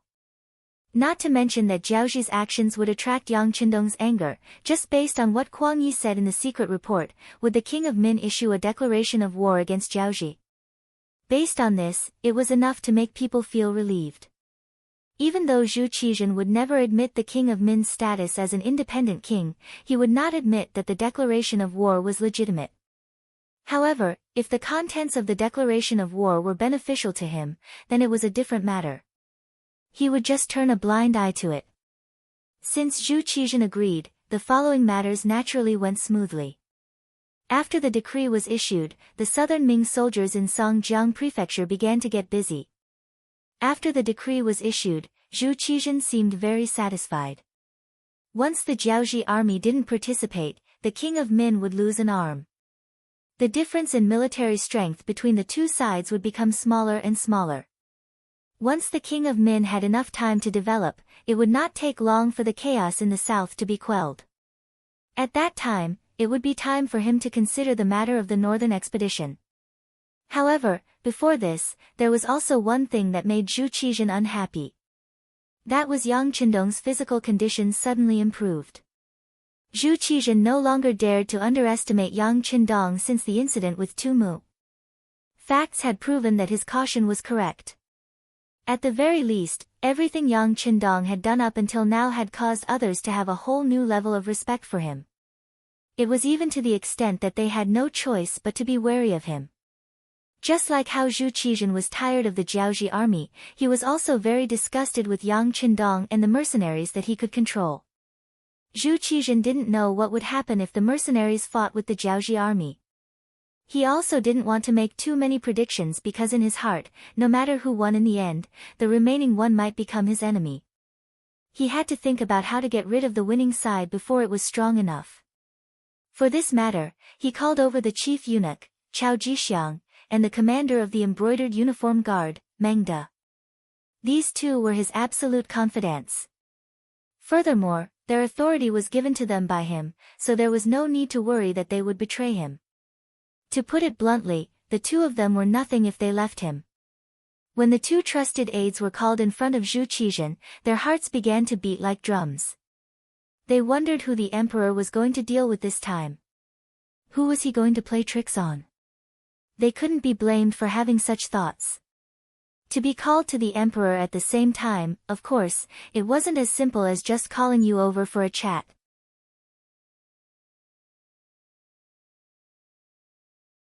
Since they were on the same side, Zhu Qizhen naturally spoke more straightforwardly. You all know that Yang Qindong has recovered, right? Upon hearing this, the two of them understood and nodded. Replying to Your Majesty, this subject already knows. It's good that you know. He's going to lead his troops to fight against Jiaoji. This is an opportunity for you. The emperor didn't make things clear. This was perhaps a habit of his. He would never make things clear. This way, no matter what happened, they would have a lot of room to maneuver. Chao Jixiang and Meng De were both shrewd people. Otherwise, they wouldn't have been able to reach their current positions. When they heard Zhu Qizhen's words, they understood what he meant. However, their expressions became unsightly because of this. It wasn't for any other reason. It was because it was too difficult to deal with, or rather, assassinate Yang Qindong. It wasn't as if the two of them hadn't tried before. They had even spent a lot of effort to arrange for people to get close to Yang Qindong. Disregarding everything else, just joining the mercenary army was as difficult as ascending to the heavens. Even though they had already sent out what they believed to be the best of the best, and even made a lot of preparations for this. However, for some reason, it didn't take long for these people to be found and then mysteriously disappear, never to be contacted again. It was fine if it happened once or twice, but when it happened every time, as long as one wasn't an idiot, one would understand what had happened. Something had happened to the people they sent out. Of course, they didn't know that with the support of powerful silver tails, the security bureau's methods were already not inferior to the embroidered uniform guards and the East faction guards. This was especially so when Zhu Qizhen went to Nanjing to establish the Southern Ming dynasty. They had already started making arrangements. Even now, there were many people from the security bureau in the embroidered uniform guards and the East faction guards. However, because they hid too well and were generous, unless it involved some important information, they wouldn't act rashly. As a result, the security bureau didn't know the true identities of these people. Originally, they wanted to infiltrate the other party's internal department, but now, they were the ones who had infiltrated. It was really a kind of irony. Moreover, after the incident with Su Maner, even if she wanted to use a honey trap, it would be difficult for it to work. Zhu Qizhen took in their expressions and wanted to angrily scold them for being useless. However, after considering that other than them, he didn't have anyone more powerful to use. He could only suppress the anger in his heart and say, "All right, I'm not asking you to do it right now. Once the war starts, who knows how long it will take." Perhaps Yang Qindong might lose to Jiaoji, but you have to make preparations in other aspects. If there's a chance, you mustn't let it go. Do you understand? How could the two of them not understand when he said it so bluntly? They immediately knelt down and said, "Your Majesty, please don't worry. We'll definitely do our best to solve Your Majesty's problems. It's not that you have to do your best, but that there must be a good outcome." Seeing that the two of them spoke heartily but didn't have any intention of making any promises, Zhu Qizhen purposely put on a stern face, looking as if he wasn't satisfied with their answers. When it came to dealing with other officials, whether it was the embroidered uniform guards or the East faction guards, it was a piece of cake. Even if you didn't do anything wrong, it was still possible to find some things to pin on you. In fact, this was the method used. Who knew how many officials had been punished for no reason? Yang Qindong was completely different. He had an army in his hands, and it was an extremely elite army. Furthermore, he never visited the palace to meet the emperor. This made it impossible for them to find a chance to make a move. The so-called going all out just now was just empty words. Now that Zhu Qizhen had exposed them, the two of them couldn't help but blush. Fortunately, they were smart people, especially Chao Jixiang. To be able to be placed in an important position by Zhu Qizhen and even treat him like Wang Zhen in the past, if it wasn't for his ability, he wouldn't have been able to reach such heights just by relying on his loyalty. Your Majesty, this subject has a suggestion, but I don't know if it's appropriate to say it. Chao Jixiang knew that he had to bring out something useful today. Otherwise, the emperor wouldn't let him off easily. "Sir, if you have something to say, just say it. I'm listening."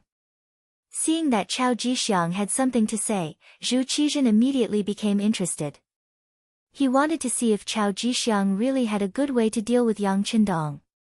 Being stared at by the emperor, Chao Jixiang first took a deep breath and quickly thought over his plan in his mind. After thinking that it was feasible, he said, "Your Majesty, do you think the Prince of Min or the Duke of Zhongdan is a greater threat to the South Ming dynasty?" Hearing Chao Jixiang's question, Zhu Qizhen wanted to say that both were greater threats. However, considering that such an answer was too shameless, he thought for a while and said, "Of course, I think the Duke of Zhongdan is a greater threat. After all, the Prince of Min is a member of our Zhu family.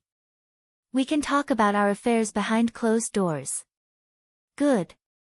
This was the answer that Chao Jixiang wanted. Striking while the iron was hot, he said, "Since this is the case, this subject thinks that we can contact the Prince of Min and deal with the Duke of Zhongdan together.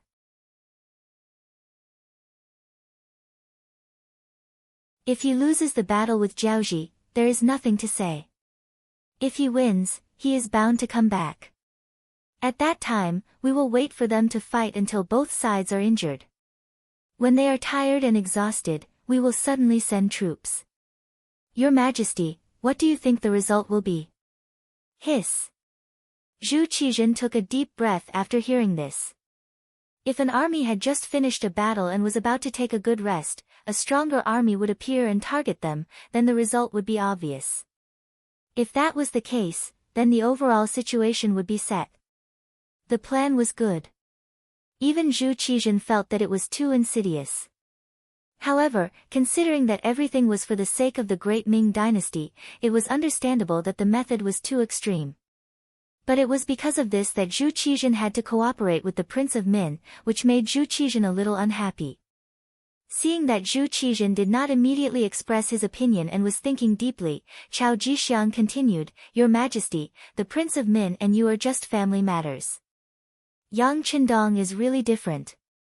If we can't suppress him now, it will be more difficult to target him in the future. Once he gains power, who knows if he will be the next Huang Yuliang." His face was still very serious, but he could not help but nod first.